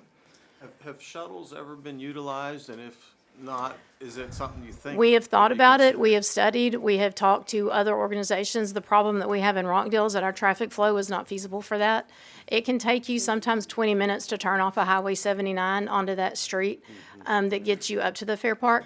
So let's say I run shuttles every 30 minutes, they're sitting on the road waiting to get you in 20 minutes. There's nowhere to turn a bus around, there's nowhere to drop a bus off because we can't designate those streets as one way and they're not wide enough. That was a solution that we were looking for last year and the year before, and we put a lot into studying that, and we can't find a way that it's feasible. If we had more of a traffic pattern, more of a traffic flow, if we could do one-way streets, if we could get people to follow the rules on the streets that we do have and the laws that we do have. We can actually, council has the Sir? ability, council has the ability to designate temporary, and the chief of police has ability to designate temporary one-way streets for events type You do. activity. I don't know that anybody has the ability to make people follow that. Well, the police do. We parked a tractor on a road to keep people from going down it, and somebody hooked up a chain and moved it last year. The one comment that surprised me, if Stephen, if Officer Goodrich or Sergeant Goodrich, I thought I heard them say that we haven't had police coverage. Is that correct? We haven't, and that's another, I think, I've tried to talk to the police chief a couple of, 2 to 3 years, I never could get a meeting. I think there's a misunderstanding now that it's considered private land, and you correct me if I'm wrong, it's not city-owned land anymore. There were a couple of cops, the last 2 years, the police chief has sent them out to me to talk to me about parking. They say they can't come into the park because it's now a privately owned park. That's over my head. I don't know the answer to that. We've had to call them before for incidences, and they're always, Johnny on the spot doing that. But when it was city-owned, the police used to come out and kind of post up right there in front of the New Salem Clubhouse. So they were there, and we loved that. We loved that presence. It's a huge deterrent. I know, even at the Patterson Center, when we have events there, that involve alcohol and stuff like that, they will contract with. Yes. To have police presence there. Yes, the first year after we took the park back over, I loved it. There was 4 or 5 cars that lined up on that street that runs, I think it's at Walnut, that runs right in front of the ticket booth, and they just kept their cars there with their lights on. And just people seeing that, that was, we'll take all the presence we can get. We have no longer in a relationship with the security team that we had for years and years and years, and so we're looking for new security. But we would love to have a relationship with the Rockdale PD, with Milam County, whoever we can get out there. We will take any deterrent we can get. We've not had problems, I will say that. We've not had problems in the last 5 to 6 years. I understand there was almost. Inside the fence, that's city property. There was almost a Yes. fight that broke out last year at some of the parking, I think, that. There are always fights in the parking lot. Our security has never covered the parking lot. Our security has always refused because we don't own it, so they won't go out there.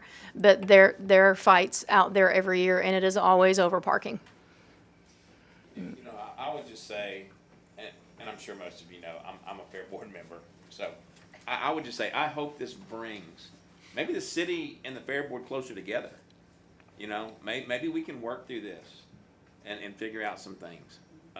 It's obviously the biggest event that Rockdale has, by far, bigger than anything that's here, and just working together would certainly benefit a lot of things.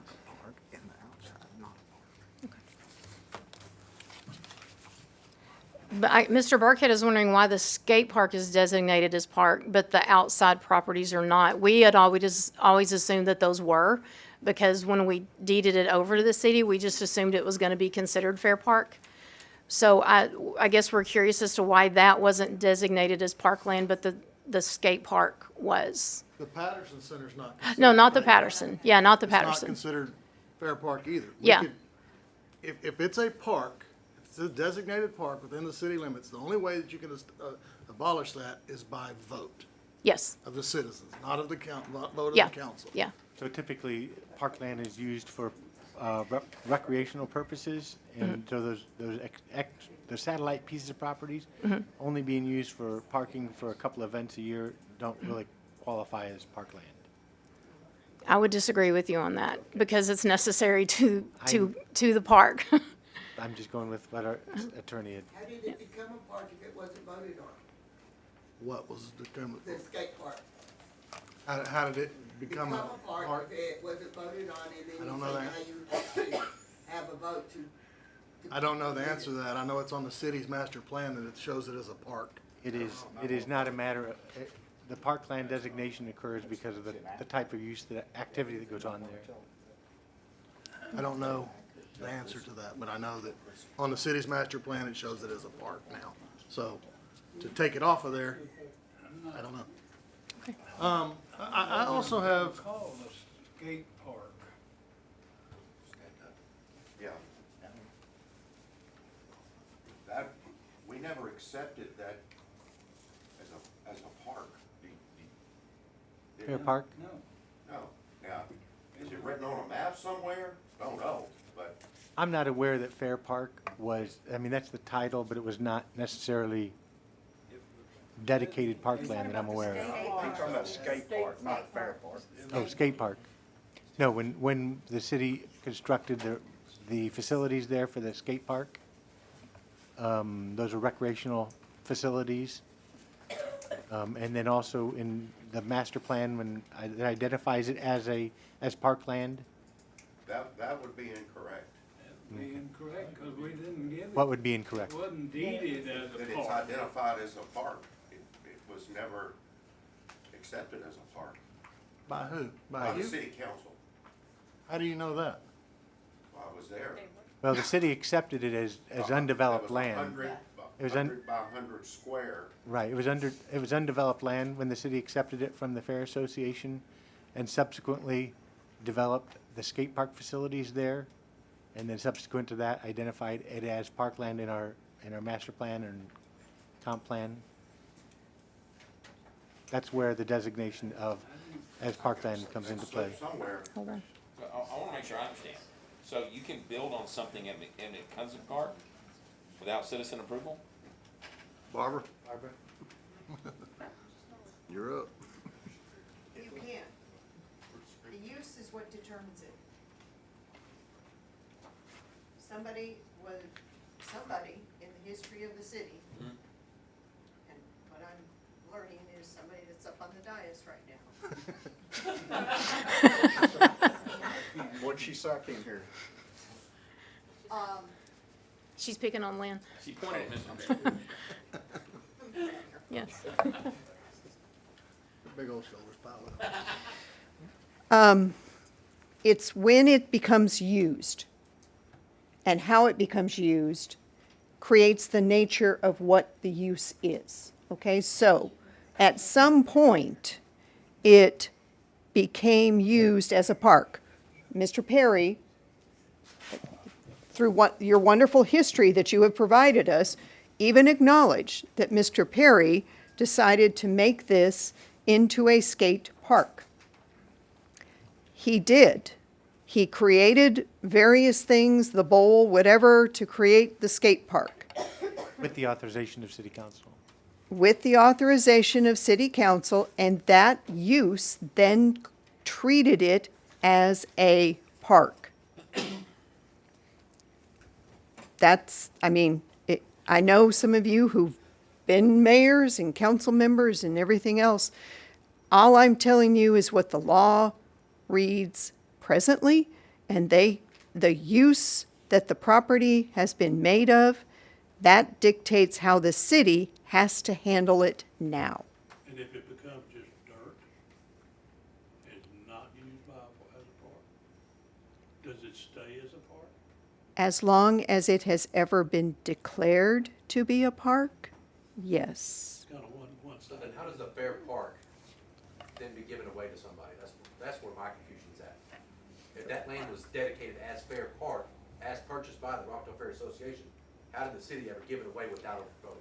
It was never part of Fair Park. It was property that was deeded to the city, but not Fair Park. Prior to the deed of the city?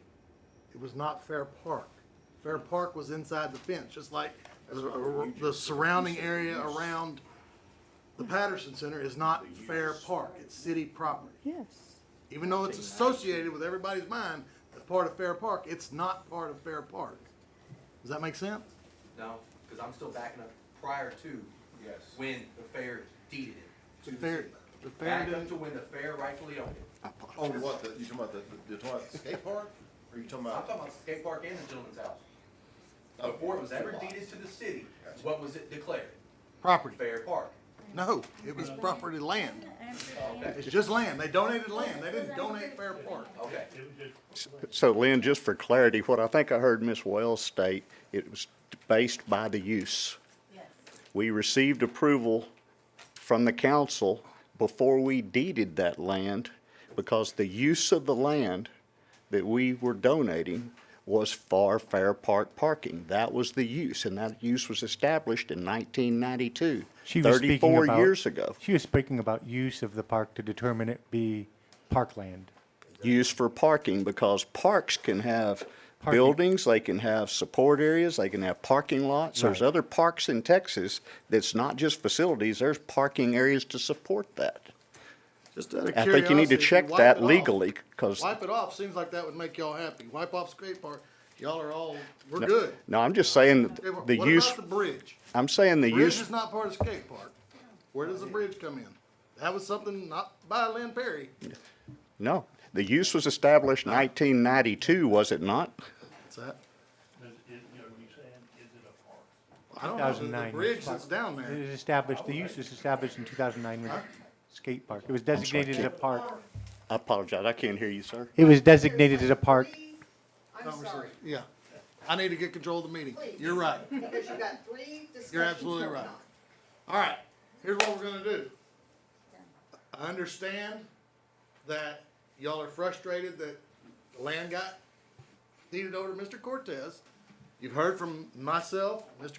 Cappy, reassured you that nobody on this council did that on purpose. We are going to actively try to figure out how to put deed restrictions on anything that we can put deed restrictions on that was donated by the Fair Association. We're gonna get creative on how to give y'all some sort of protection of the land surrounding Patterson Law. Patterson Center.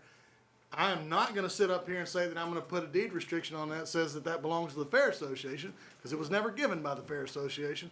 If the citizens of Rockdale wanna do that, they can vote on that, and more power to them.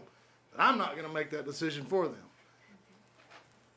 And we're not gonna resolve this tonight. I don't think. Does anybody agree that we're gonna resolve this tonight? Does anybody have anything else that needs to be taken into that consideration? Could we put a timeline on the next reply from the city to RFA so we know where we're headed? Yes, sir. That is a very It took fair. from June till November to get the last one, so I'd kinda like to expedite that. It's a number Go ahead. of months away, but I think we owe it to ourselves to have an idea of how many parking spaces are needed. There's, right now, as best I can tell, we don't have any idea how many people come and how many parking spaces we need. It's not And enough now. right, but how many is that? Dave, I understand what you're saying, but, If there's opportunities, like how far will people park and walk? And so if there's opportunities for other land that could be taken, I'm just curious, you know, would we buy something? But no, people aren't gonna walk that far. oh. Is there anything else that I didn't mention that is of great concern to the Fair Association? So, Barbara, Tim, could we have, and I promise you, you're not gonna like everything that we put out there to you. And we're not gonna like everything that you put back to us. But I can promise you that we will work diligently to come up with a solution that we can both live with. That's what we owe the citizens, and you all are doing a great job of protecting the Fair Association and the property associated, and I commend you for that. It's our job to do it for the citizens. So is that, something that we can have a draft back to them? This is April, sometime in May? Yes. Mr. Burkhead, you're the president of that board. Yeah, May 1's acceptable to me, sir. May's got a bunch of days in it, I'm not committing to May 1, but I'm committing to May. I'm committing to May. How about May 15? We'll have a meeting for then, so yeah. Pick a day. We'll have a city council meeting. When's our next? You will have it prior to our next, to the May city council meeting, how about that? That's great, sir. Okay? All right, we've got 2 agenda items done of a list of a bunch. So we'll table this, no action required? Actually, it was not on the agenda for action, so it doesn't need to be tabled. It's just discussion only. All right, thank y'all. Lost my agenda then.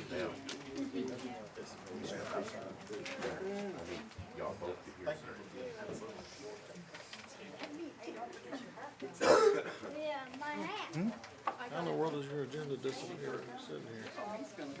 Are you on? What item? It's right back here. All right. Inventory board? Yes. Thank you for coming.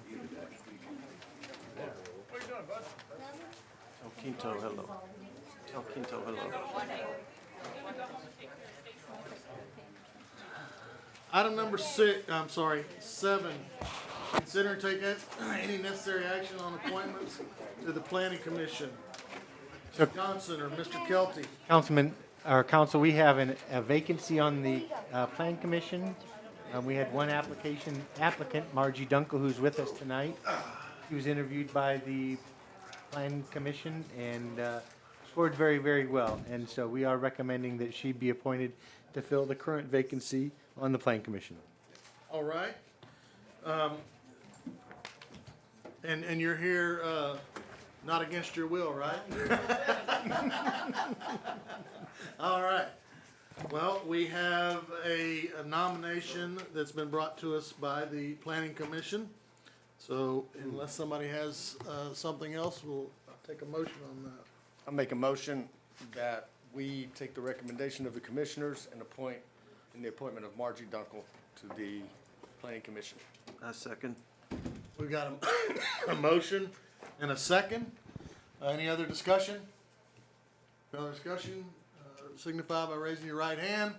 Motion carries 6-0. Thank you very much for We got you helping till me. January of 2029.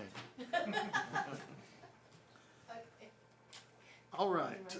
Number 8, conduct a public hearing and consider and take any necessary action on a recommendation from the Planning Commission on the first reading of an ordinance amending Chapter 14 zoning, Section 14.02.051, mobile food vendors. Mr. Blanchard. You want to open the public hearing? I will open a public hearing at 7:24 for item number 8, which is a public hearing for mobile food vendors. Anybody out there have anything that they would like to discuss as far as a public hearing for mobile food vendors? No? Lahans? No? All right. Well, I will close the public hearing at 7:24. Mr. Blanchard, can you tell us about mobile food vendors, please, sir? I'll tell you everything you want to know about it. In case you're wondering, it's zoning ordinance. That's why you have to do a public hearing. We have not received any comments on this. This is simply just complying with state law that takes effect July 1st of this year.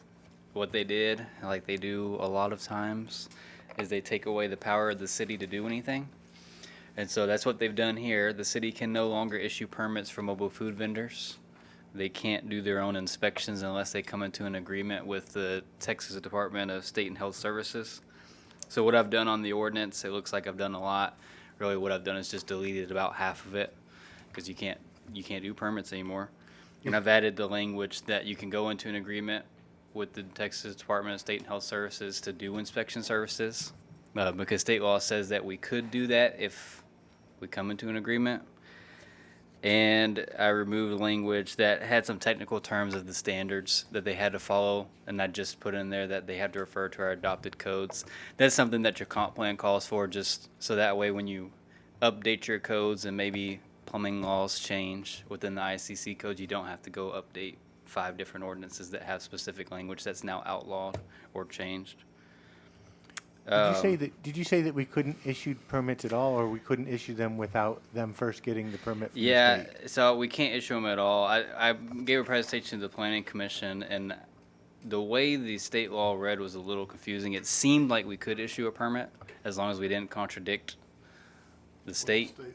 But I actually found out that that's not the case. The reason they actually adopted this was to prevent mobile food vendors from having to go from city to city to obtain their own permits. So we can still regulate where they're placed. They have to follow your zoning ordinances such as lighting and placement. If you recall, y'all adopted a standard for drive-throughs. That's still in effect. They'll have to meet those drive-through standards. We just can't deny them if they actually go to a commercial zone and they have that permit from the state. That's what they've taken away from us. So that's what this ordinance reflects. So basically, they don't even have to tell you when they come into town? No. But they have to follow the rules. They follow the rules of Yeah, so what will likely happen from now on is they won't come see me anymore. What will happen is when I'm out doing code enforcement, we see a new mobile food vendor, we'll go out there and check to make sure that they're on an approved surface, which is gravel or higher. If they're gonna do a drive-through, then they'll have to meet those standards. So a lot of it's gonna be after the fact now. That's the unfortunate reality of it. Can you ask them for a copy of their state permit? You can. This ordinance actually requires them to post it, the state permit's gonna require them to post it as well. And then they'll have to keep that on file for anybody that goes and requests that information. What do you need from us? This is the first reading. It's just changing it. If you have another stab at this, if you'd like to change anything, but we are pretty limited on what we can do due to the state law. So this is an ordinance we would have first reading tonight. Move this thing along. Any questions? Make a motion for item number 9, that we take the zoning commission's recommendation for the approval of the conditional use permit. I'll second it. Got a motion and a second. Any other discussion? It was 8, right? Does it have to be corrected to 8? It was 8. Oh, sorry, number. That was 8. Number 8. Any other discussion? If not, signify by raising your right hand. Motion carries 6-0. Number 9, conduct a public hearing and take any necessary action on the recommendation of City Council regarding conditional use. Yeah, make sure I was reading the right one. Conditional use permit requests for an expansion of an existing mini storage warehouse facility located at 121 North Travis. I will open this public hearing at 7:29. Is there anybody in the audience that has anything they would like to discuss on a public hearing associated with the mini storage on North Travis? If not, I will close this public hearing at 7:30. Mr. Blanchard, can you work with us on this one? Yes, sir. So I thought Tommy and Susie Pounders would be here. They must have got the meeting dates confused. They appeared at the planning commission meeting because by your ordinance for any conditional use permits, you ask the planning commission to review it first. They give you their recommendation, then it comes before you tonight. The reason this is here before you tonight is, if you recall, sometime last year, you asked the allowed use table that adopts what can go where inside your city limits, that if anybody wants to do mini storage warehouses that are new or expand, it'd have to require a conditional use permit, which is why this is here before you tonight. I met with the Pounders before that ordinance revision. It took them quite some time to get this land bought out from the other individual to where the ordinance had changed. They came to my office for their permits, and I let them know that they are now under these new regulations, unfortunately. So they've done their due diligence and requested this CUP. The Planning Commission was unanimously recommended approval of the expansion. I've put in your packet what it looks like out there today, which is one of the better looking units that you'll ever see for storage is concerned, and then what they're proposing out there. If you were to approve it tonight, I know a lot of it is about the appearance and your ordinances that you've adopted for landscaping. It's going to require 12 more trees and 24 shrubs to be installed. 50% of that's going to have to be in front of the property, which is they're proposing to acquire property along Cameron, and so that's where most of it will go. Will they have an entryway on from Cameron? So there is a driveway out there now. So this property, if you understand, wraps around the old Cortez property and Niels Berry's property, and fronts on Cameron, and then wraps around behind them. They're actually looking for expansion be on the south side as well. I would just let council know, typically, or that they are proposing to move the entrance to that self-storage unit from, what's the side street? It's Travis to From Cameron. Travis onto Cameron, right there. I have some concerns about that in regarding, moving trucks turning into there to deliver stuff, because it is a congested area, it's narrow, we transitions to 3 lanes there. So traffic heading west, or excuse me, heading east is gonna have a difficult time, I think, turning into that existing drive. The other thing about this is, and we talked about this at the Plan Commission, is property along Cameron Street is a limited resource for retail development. Generally, you have this conditional use permit because of the fact that you want to limit this type of development. Now, their existing development is very attractive. They do a very good job maintaining it. It looks great, but it still does not generate significant amount of ad valorem taxes, no sales tax revenue that you would be taking away. I know we had acquired when we did the land swap with Cortez, there was a discussion about potentially assembling some additional property to really make a viable commercial property. They're actually interested in acquiring the old Cortez property to expand this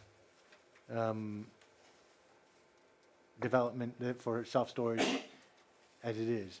If it is approved tonight, it can be done with conditional, or added conditions, and I would suggest right now we don't have climate-controlled storage in the city. We have one out by the airport that's outside the city limits.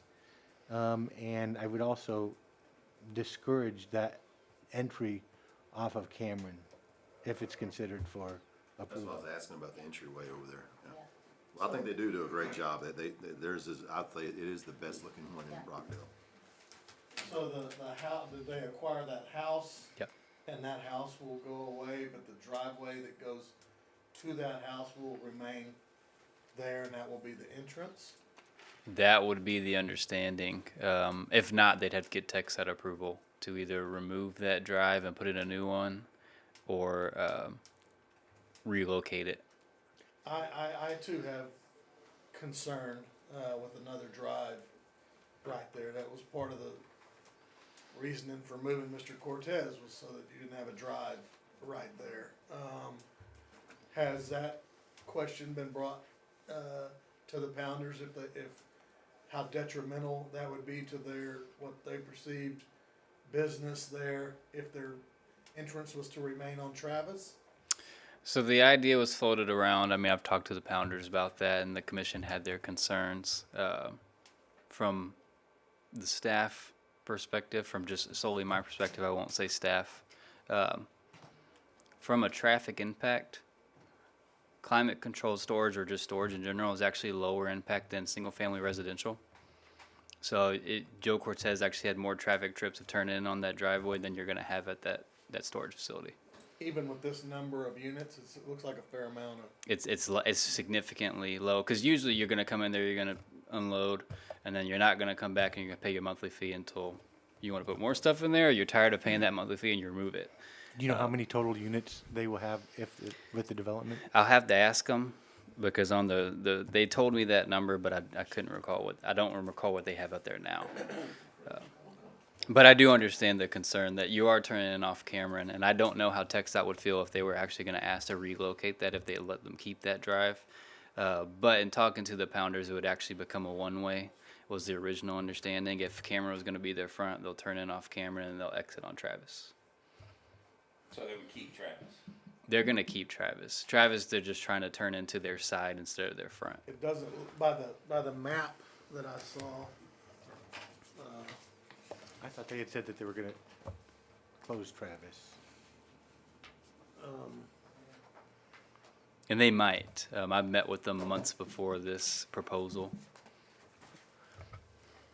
Wasn't there, yeah.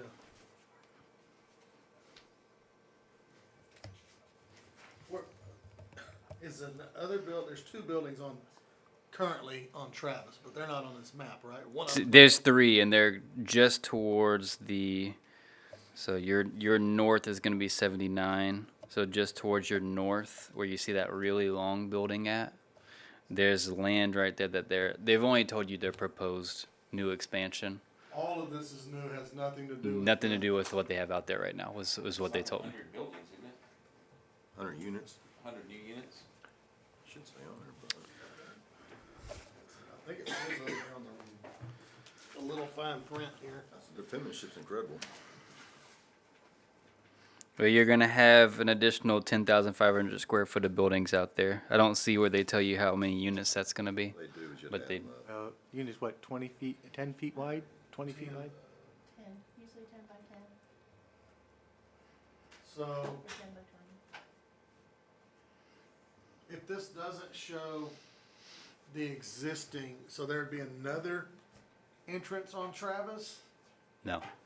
No, Piggyback off of the one that's already there. yeah, it's just gonna be the one that's already there, and then they will propose to have their front on Cameron now, which I believe they said they'd move the sign onto Cameron that's out there right now and have that drive and improve it and keep the side as is. But I do remember. Is 25 feet this proper setback even off of Cameron? Yeah. Okay.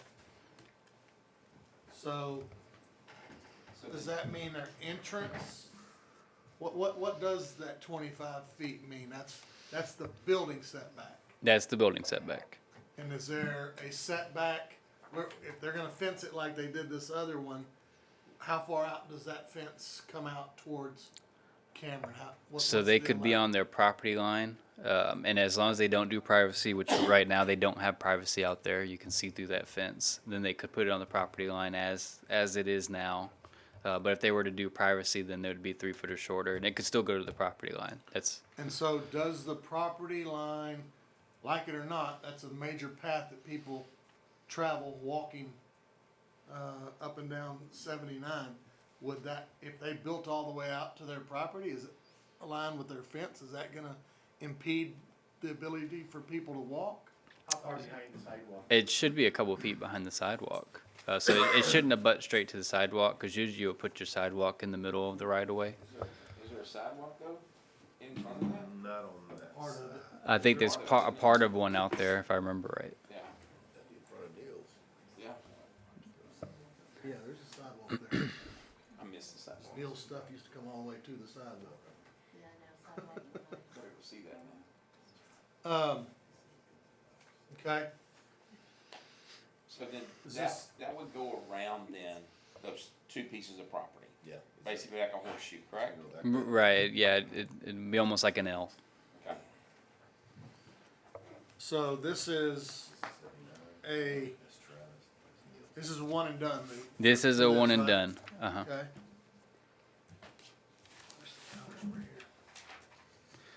The 79 part concerns me. As Tim said, it's a they're nice looking storage buildings, don't get me wrong. At the end of the day, they're storage buildings. And we're trying to clean up and we're putting restrictions in place. The first thing we're doing here is making a exception to the rule. Tommy and Susie are my friends.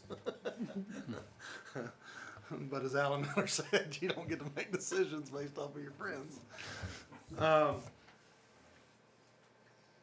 Do you know if this would be detrimental to table this until next meeting to something the Pounders have going, trying to close on something based off of this decision or anything like that? I believe they've closed on everything already. I would like to have that discussion, and it can be back.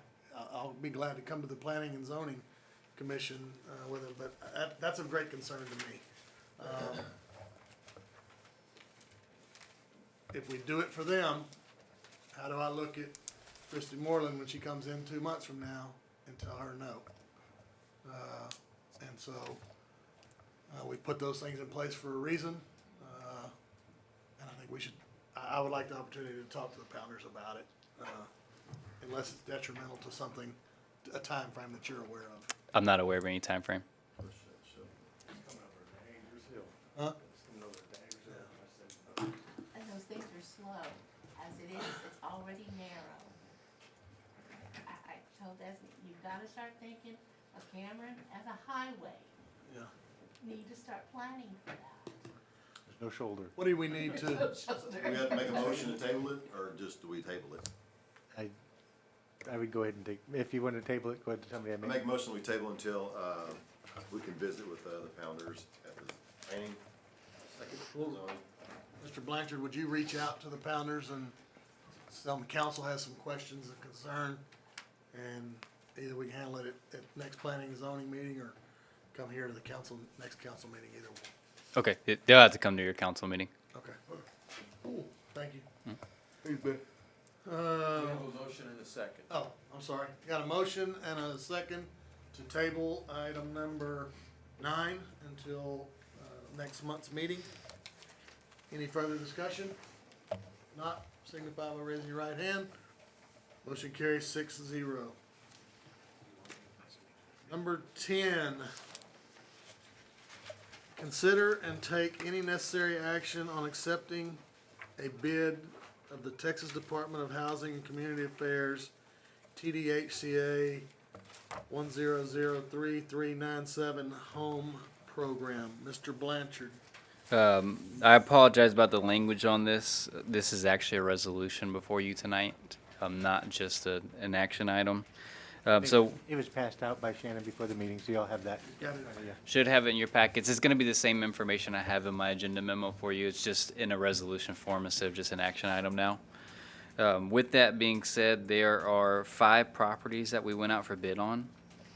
And we had 2 bids come in and 1 that came in late, so it could not be considered. The 2 that were open at the time, one was by MRI Builders, and their bid came in at $275,623.50 for a home, $268,500 for another home, and then for the remaining 4 properties, it was $267,600. And then the other bid was a familiar one, which was RM Quality. They've done all of the homes in Rockdale so far.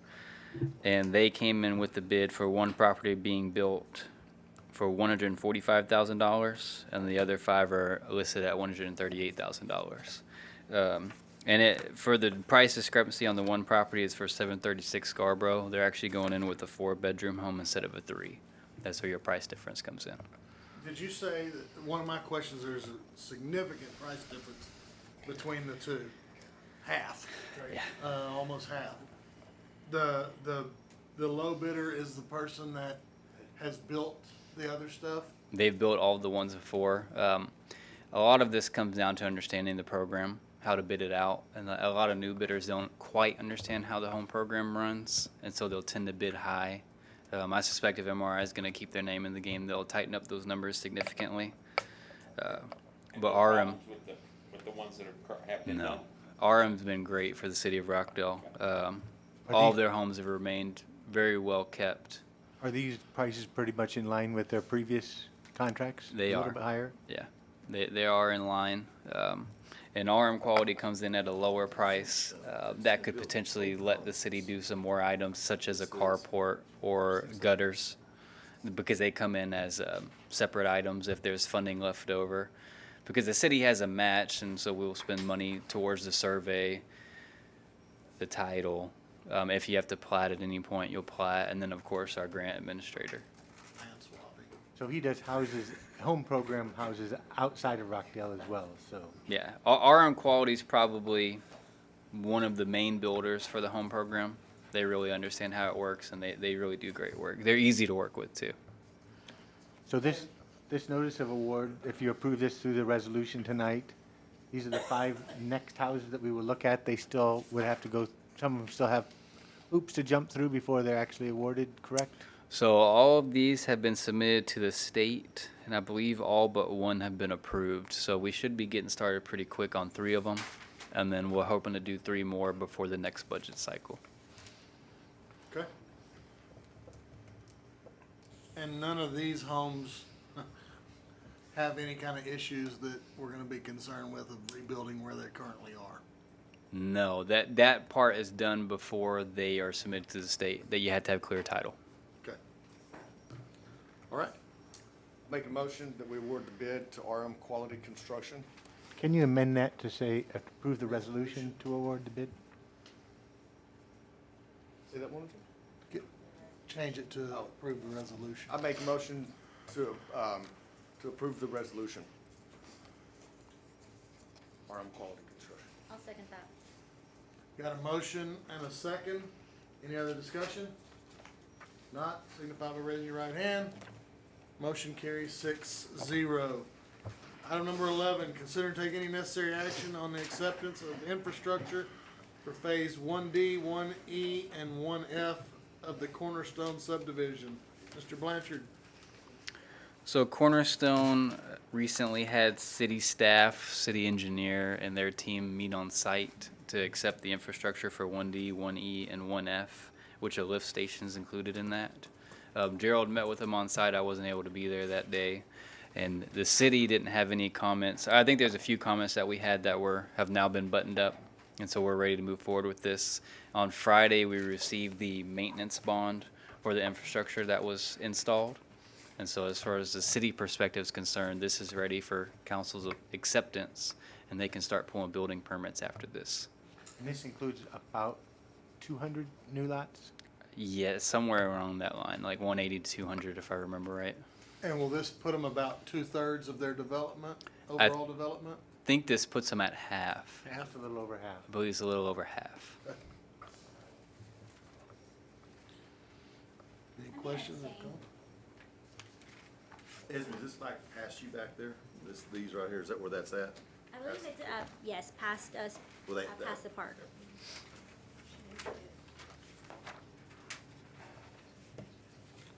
All right. Anybody want to make a motion on number 11?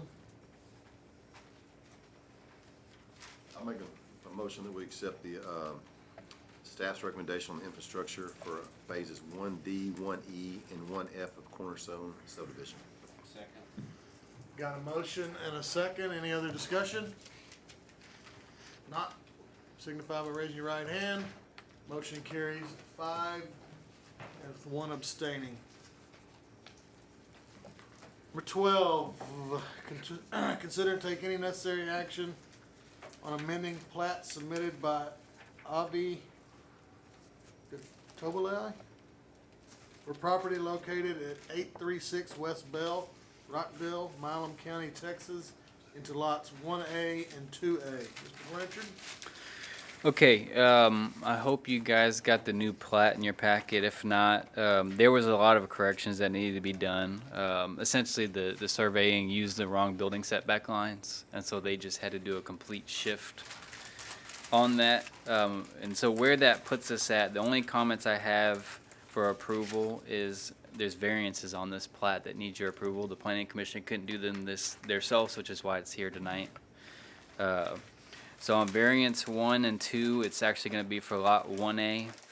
The building goes past its side setback line on both ends, so they're requesting for one of them a 4.8 building setback and another one is a 4.5. Both of these structures have existed on this lot. If you look at the plat, there's a dashed line that runs north to south. That's where the previous lot line was. The seller is trying to sell this property, so they're proposing to run that line east to west so that each building is on its own lot now. And on lot 2A is where I have a little bit of issues, but you can still approve it tonight with the numbers that I'm going to give you. Variance 3 is wrong because they still have a wrong building setback line on there, which they'll have to correct per the planning commission. So variance 3, you'll actually be granting a 10.5 foot setback instead of a 4.5, because variance 3's rear setback should be 15 instead of 9.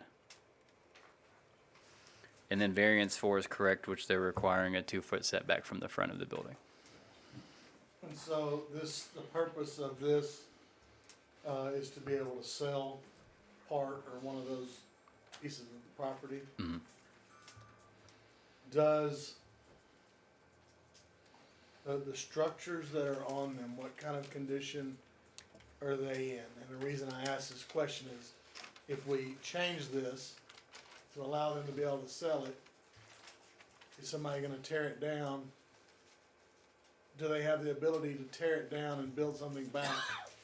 And would these setbacks be grandfathered to them?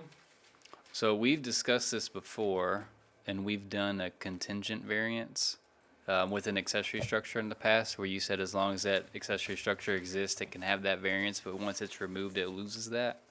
So you could do that in this case. I'll tell you, the first building they remodeled, so it's in good condition. The second building on Lot 1A is in disrepair. Okay. And if we don't do that, then it becomes, if we don't make the exception, or what did you call it? If you don't approve the variances, then most likely they're not going to follow through with this plat. But No, I'm saying that we made an exception to this in the past, or contingent contingent. There on you the go. building that exists. If we don't make it contingent on that, then setbacks that are there or become setbacks on the property, or whatever. Right.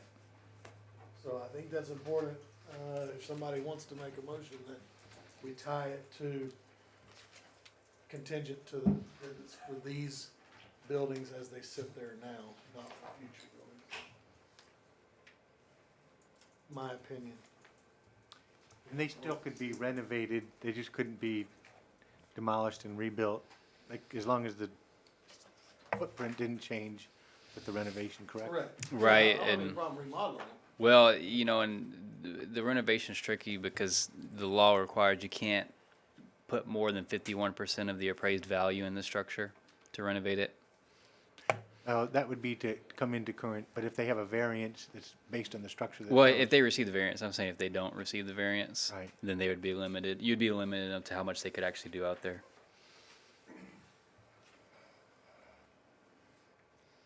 Is that with any renovation? Yeah, it's the grandfather status of property. So if you have I'll use example, you have a residential home in a commercial area, they can exist as is. Under no circumstances can they expand their square footage of the property, but they could renovate it, but it's just limited at 51%, and that's by state law. That has nothing to do with the city of Rockdale. But it's because it's residential in a commercial. Right, it just any use that doesn't match your zoning ordinance. Okay. Yeah. You'd have to bring the entire building. I thought it was residential in residential, and I'm not. No. If you're where you belong according to the zoning ordinance, you can do whatever you want with your property as long as you meet city codes. Thank you. All right. Y'all heard my 2 cents. It's in y'all's hands. Table it. Do something. I think the recommendation is to approve it with the with the contingent, with the recommendations. I make a motion. To be contingent upon the existing. I make a motion to take action on amending the plat submitted by Avi Godley for property located at 836 West Bell, Rockdale, Milam County, Texas, into lots 1A and 2A with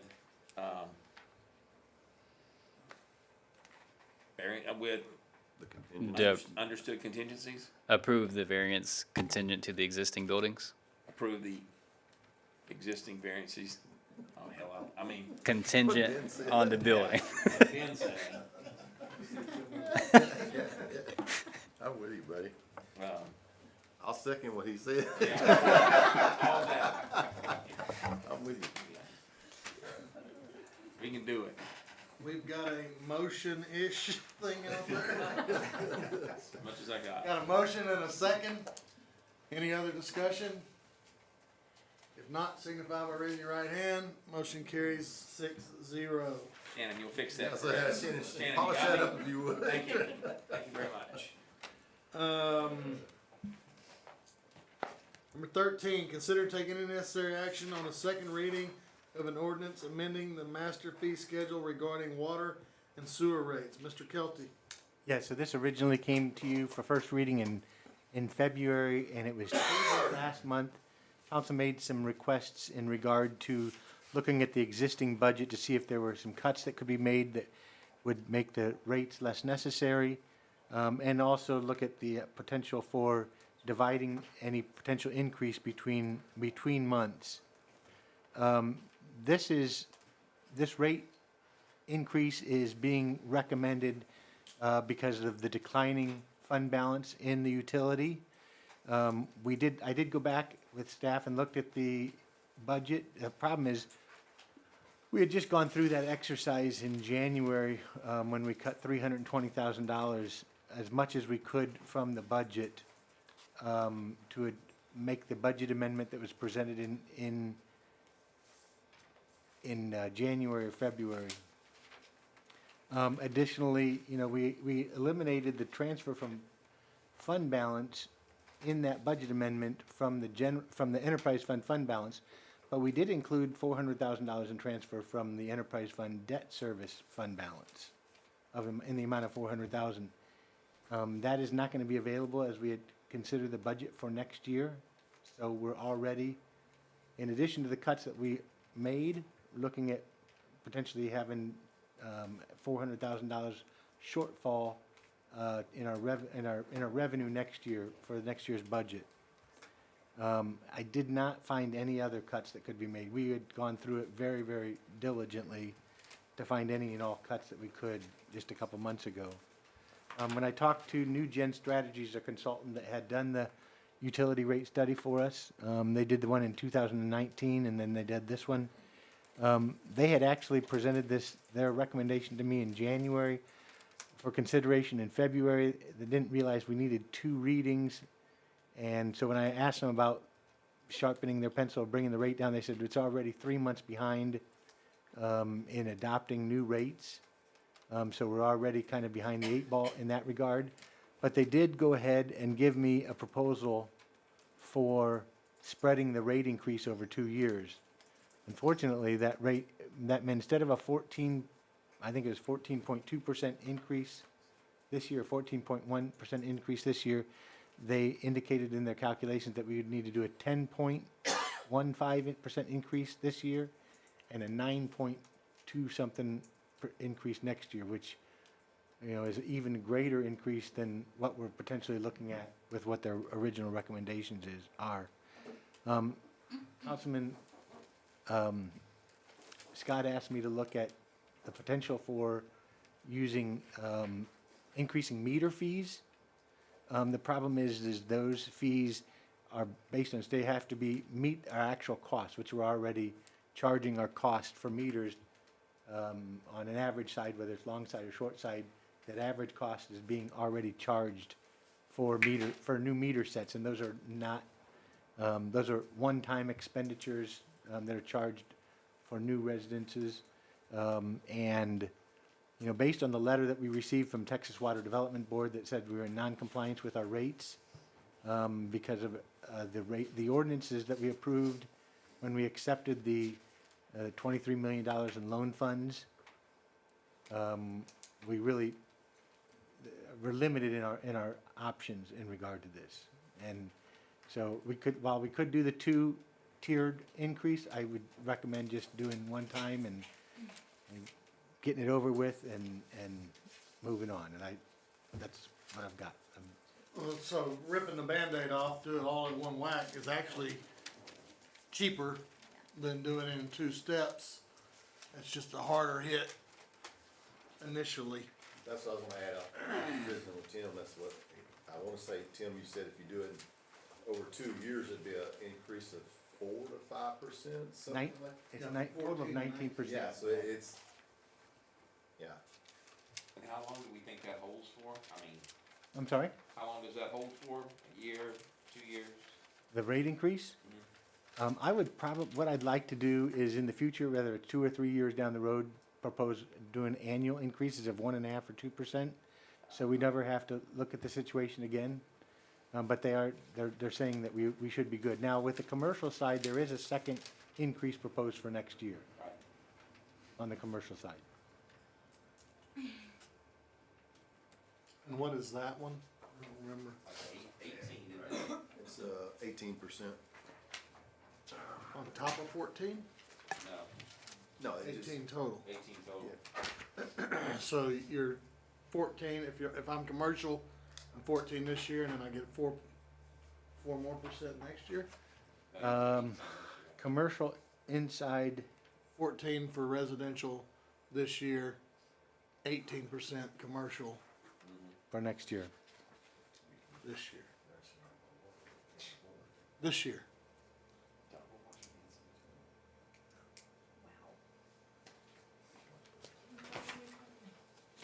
I'm sorry. And that's the same thing though, in the commercial, you take the one hit and then decide if we wanna do 1.5 per year. It was actually a bigger increase for commercial because currently we don't charge a commercial rate.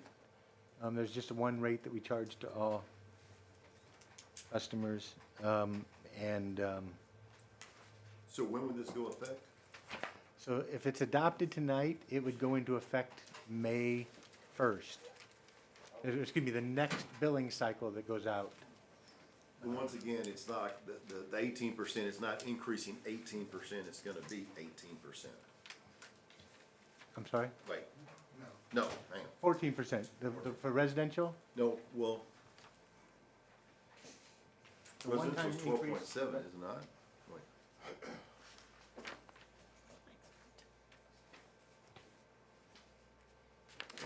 The original, the current rate is $20.75 is the base rate, and it would go up to $23.40. And then the per gallon for the first 2,000 would go from $6.44 to $7.26. And for over that would go from $6.44, actually it's $7.26. Wastewater would go from 55 to 62.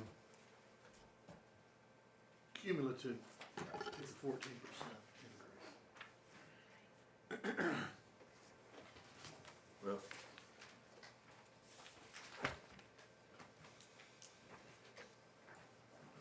And that's across everyone, every demographic, every age, everybody, right? Yes, We said we talked at one point about some different things that might be available. I just haven't seen anything that makes sense. Well, it's- On page- It's a necessary evil. Oh, yeah, yeah. Nobody likes it, nobody's No, but- gonna come pat you on the back for doing it, but No, you but gotta do it. and I agree with that. I like that 1 or 2% a year though, so you don't get into this, Oh, yeah, into that bind. and this is cause the can is kicked down the road. Absolutely. 100%. 100%. Here we are. Year after year. Mhm. Well, I'll yank the Band-Aid. I make a motion that we approve the second reading of the ordinance amending the master fee schedule regarding water and sewer rates. Second. To stick with the one-time increase. Original recommendation. Yes. Yes. Okay, got a motion and a second. Any other discussion? Not signify by raising your right hand. Motion carries 5. Mr. Milton? Opposed, 1 opposed.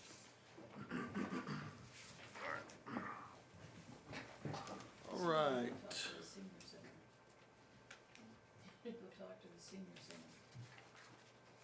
What was that? Consider and take any necessary action on the first reading of an ordinance amending the Public Improvement District, the PID policy. Mr. Kelty?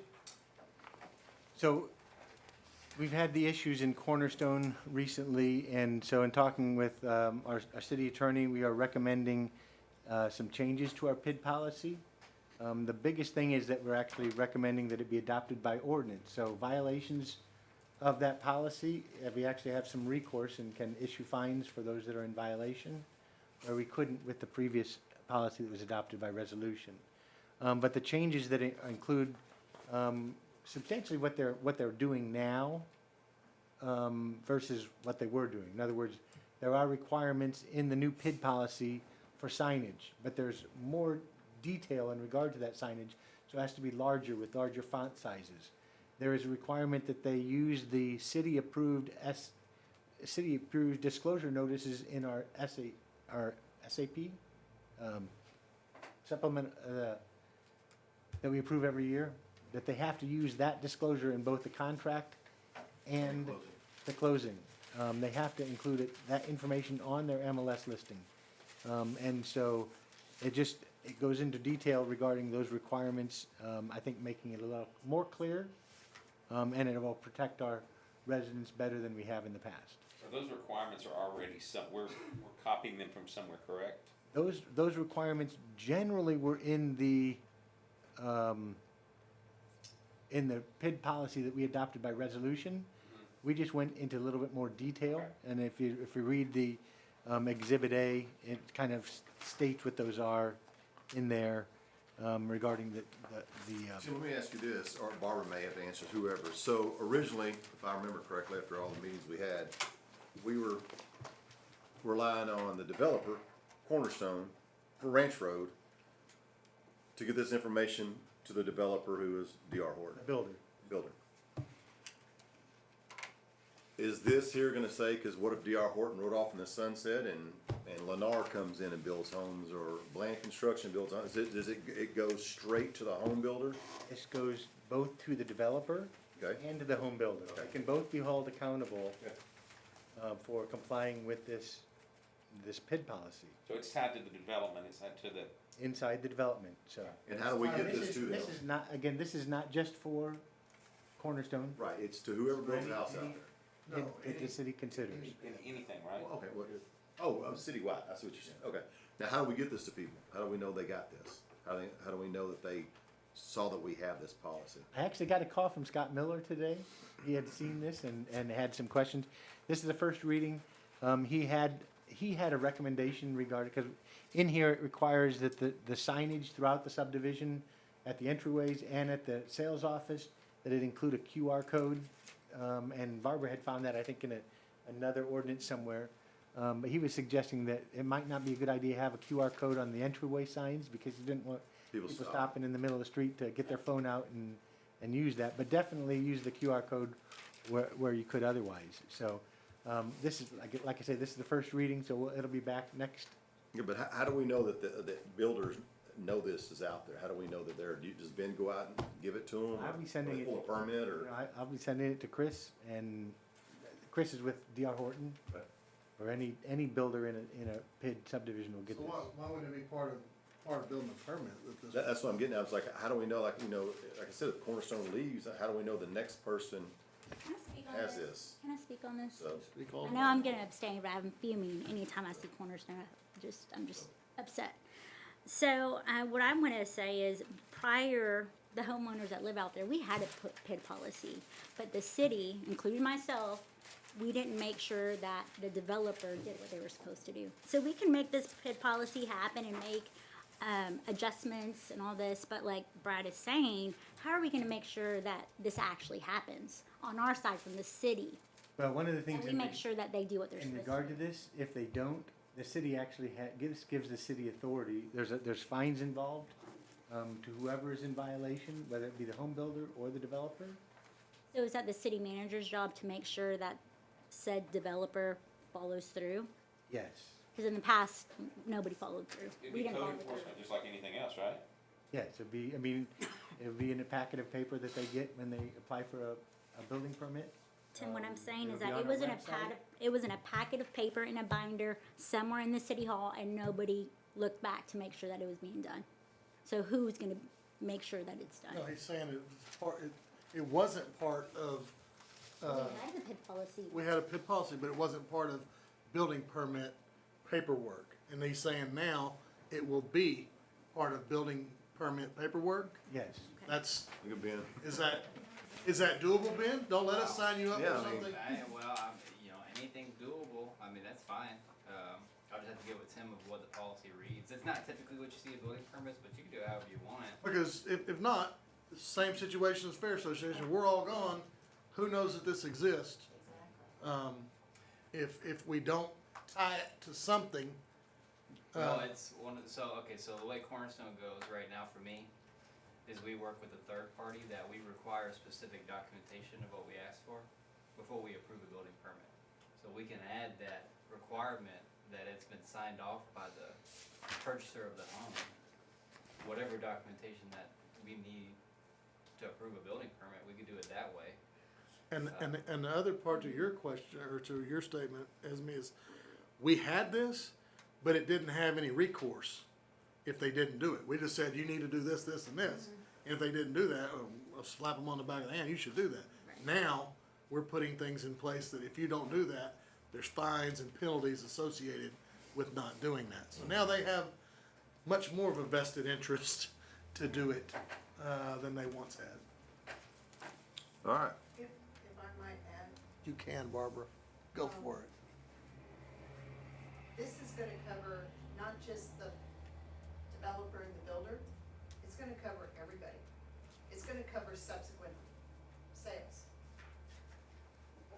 And the disclosure of any home in a subdivision.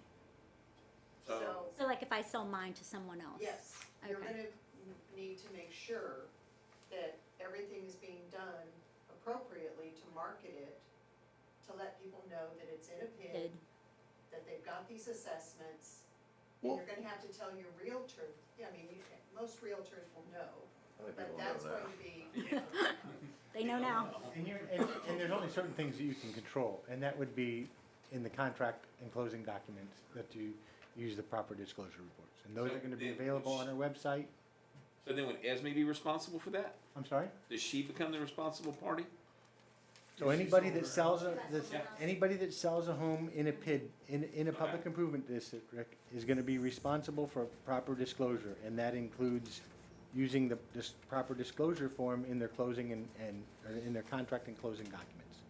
But really, it's gonna end up being, the responsibility is gonna fall with the realtor, unless she sells it by owner, then they will be responsible to make sure that that happens. Now, if they don't, we're not gonna know unless the buyer complains, you know what I'm saying? Right. And then, if they do, then, Goes back to so we the- will do a very good job getting this message out so that people know. And this information, these disclosure reports will be right on our website. Thank you, Barbara. All right. Think it's good? I make a motion that we approve the first reading of the ordinance amending the public improvement district policy for the city of Rockdale. Second. Got a motion and a second. Any other discussion? Not, signify by raising your right hand. Motion carries 5 with 1 abstaining. 16, consider and take any necessary action on the resolution of the City of Rockdale, Texas, city responding to the application of Atmos Energy Corporation Mid-Tex Division to increase rates under the Gas Reliability Infrastructure Program, suspending the effective date of this rate by 45 days. So you've seen these types of actions before. Atmos has proposed a rate increase. It's actually pretty substantial. We work with a consortium of cities. Alfred Herrera is our attorney that represents us, and they are recommending that we adopt this resolution that would give us 45 days, a delay of the implementation of this, 45 days so that they can negotiate potentially more favorable rates for the city. So I want to make sure I understand. We're not terminating the existing agreement by 45 days. We're saying, we're asking for a 45-day extension to negotiate a better rate than what Atmos is Correct. proposing. In other words, the rates that they currently charge, they have proposed to the PUC an increase of those rates. They have to notify us, which they did. We have the right to challenge that. And so typically what happens in these cases, we ask for a 45-day extension of the effective date of that rate increase. Which is what we're doing. And we're part of a co-op of cities that are being represented by Yes, this firm? the Atmos Texas Municipalities, ATM. And is that somebody that's represented us in the past? Is that a group that we've been Yes. associated with in the past? Yes, so this group, a consortium that represents these cities in this area, actually, the attorney, Alfred Herrera, represented the cities in the Gulf Coast as well as East Tex when I was there. Did this electrical or something? That's kind of something they specialize in and are very, very competent. Yeah, we fought them and said, no, we're not accepting your increase. Okay. So this is just one time and done, and It's a resolution, yes.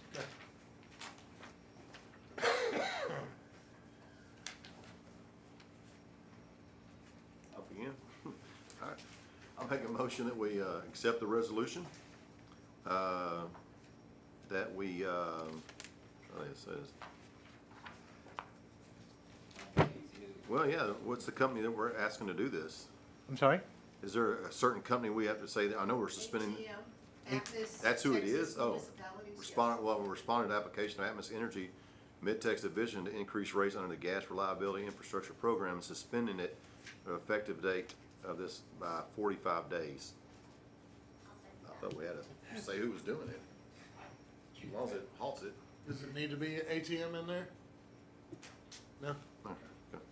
All right, got a motion and a second. Any other discussion? Not, signify by raising your right hand. Motion carries 6-0. 17, consider and take any necessary action on the recommendation from the Airport Advisory Board to authorize the bid from Horton Inc. in the amount of $21,452 for purchase of hangar doors. Mr. Brunson. This is an extension of the RAP grant. We've already taken a bid for the repairs on the runway, and that was about half of the $100,000 grant for the year. The board members have decided that a big problem they have is with the door of the number one hangar. It's very heavy, hard to deal with. It's got a hump in the middle for drainage, and so they want that to be the next part of this project. And so what we're requesting here is the approval to purchase a new bifold door that will move both ways, and it can be moved a little or a lot. Doesn't have to be all the way open. You can open it just enough for somebody to walk in, or just wide enough to get a small plane in there, whatever you want, and one person can do it very easily. It's the same kind of door, I believe, that's on the old Alcoa hangar, and everyone at the council meeting was in favor of this. Now, we don't have enough money to get it installed this year, or with this ramp grant, but they also made a resolution and passed it that we would use. One of our first things to do in our 2027 grant would be to do the installation of this door. If we get that in September or so, then we can have it put up in late September or October. So we're gonna purchase the door. I'm not sounding like a smart aleck when I say this. Yeah. We're gonna purchase the door, but it'll be installed later. So does that mean we do get the door, we're gonna hang on to it, or are they gonna keep the door to? No, we're gonna bring the door in and put it in the hangar. Do we have, even though we don't have the funding to pay for the installation right now, do we know what that's? Yes, I believe it's $41,000. How much? 41, because it entails more than just putting up the door. We're gonna remove the hump. It's a concrete hump that for drainage, and it's hard for the guys sometimes to get their planes in there, especially the older guys now. So we're going to take that completely out the full length and put a drain with a cover on it, porous cover on top of it for drainage. And so there's concrete work associated with putting that door in. And that, the ramp grant for 2026 or 2027, I guess? Yes, this is 2026. This next one will be for 2027. 2027 ramp grant, those funds will be adequate enough. That's 100,000. We're going after 100,000. 100,000 again. That's what it is. Or, the what we've historically TxDOT has to approve whatever it is. They could take it back down to 90 with 10, but the last 3 years it's been $100,000. Okay. I'm gonna start like Brad. I'm not being smart or funny. Okay. I mean, but it's pretty safe where it's gonna. I mean, I hate to mess up a $20,000 door and then. We will make sure that happens. Somebody drive over it. Yeah, plane doesn't hit it. Okay. All right. Okay. I move that we accept the recommendation of the Airport Advisory Board and authorize a bid from Horton Incorporated in the amount of $21,452 for purchase of the hangar doors. Second. Got a motion and a second. Any other discussion? If not, signify by raising your right hand. Motion carries 6-0. 18, consider and take Any necessary action on the award of the bid for purchase and installation of generators for the Mill Street and Texas Street water plants and a mobile generator for well sites funded through the Texas Department of Emergency management. Emergency Management. That's on my next page. Way back here. Emergency Management. Mr. Brunson.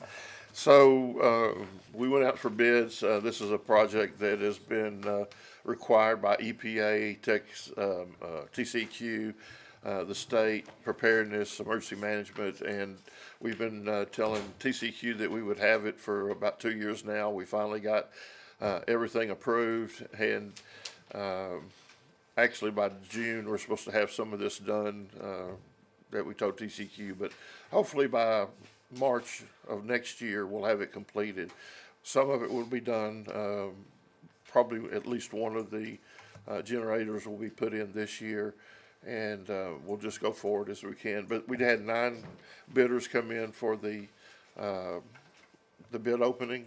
We were very happy with the participation we got, and there was a very broad range, but that's not unusual because you got some people, don't want to do it, but hey, if you pay us this, we'll come do it. But we got 3 that were under the projected cost, opinion of probable cost that we'd gotten from KPA Engineering. And the company that was the lowest bidder was McDonald Municipal and Industrial of Houston. And our engineers are very familiar with them and highly recommend them. And that bid was for $881,664. And that leaves meat on the bone for us to do other work that we might need to do to. So this is being funded by a grant for $1 million award? $992,000, I believe, is the number. $992,000. That was the opinion of cost. Yes. You're right. So I I'm think not there's sure a the $1 exact million number of the. And we also have engineering that came out of this project. So I think it was $1 million grant with $100,000, probably a 10% match. And so this actually does fit within the budget, so. And it is mandatory. Yeah. The only thing y'all have a choice in is making a motion or not. We gotta do it. Or I said we were gonna do it. I make a motion, we take the necessary action on the award of the bid for purchase and installation of generator for the Mill Street and Texas Street water plants and a mobile generator for well sites funded through the Texas Department of Emergency Management. Got a motion? Second. Second by Mr. Starnes. Any other discussion? Not signify by raising your right hand. Motion carries 6-0. Thank you, Mr. Council. Brunson, before you move on. And next month, you give us an update of kind of some of the site utility things, or utilities that are going in around town and the sidewalks. Sure. Give us Sure. kind of update of where we stand on those. Sure. It's in the, That'd be good. I can tell you right now that the MDD project for the sidewalks, downtown projects, we're having a walkthrough Monday of next week, so to close that out. So we're coming along real well with a lot of good things, but It's yeah, not I'll on get the agenda, but I'll get you for would. you. hey, can I have Councilman Willie restate the motion for that last agenda item and ask that he include the McDonald M&I as the contractor receiving the bid? Take necessary action to award the bid to M&I, McDonald M&I. McDonald M&I for purchase and installation of generators for the Mill Street and Texas Street water plants and a mobile generator for well sites funded through the Texas Department of Emergency Management. And Got a motion? she said you didn't need to take a revote. Okay. You just have a new. Unless that just changed everybody's opinion. City Council will now convene into executive sections. Executive session under sections 551.071, 551.072, 551.08767 of the Texas Government Code. Do I need to read the 3 items? Yes. Consultation with attorney, certificate of convenience and necessity, hotel occupancy tax, hot taxes. Deliberate about the purchase, exchange, lease, or value of real property with the Rockdale Fair Association, that's not right. And the 18? And the 1895 property, okay. Deliberate about economic development negotiations for Millerton Landing City 6-acre property. And the time is 8:26. Hey, Pro Tem Perry, can I ask that A and B be switched? So that you can get done with B, and then I can re-enter for A? Oh, because you're on the fair board. I'm on the fair board. Do B first, you mean? Do B first. Yes, sir. Yes. We have 22 items to come out of executive session. We're gonna go back over 'em again? Yeah. 23. 23. We are back from executive session at 9:49 p.m. Any action to come out of executive session? No. We will call this meeting adjourned at 9:49 p.m.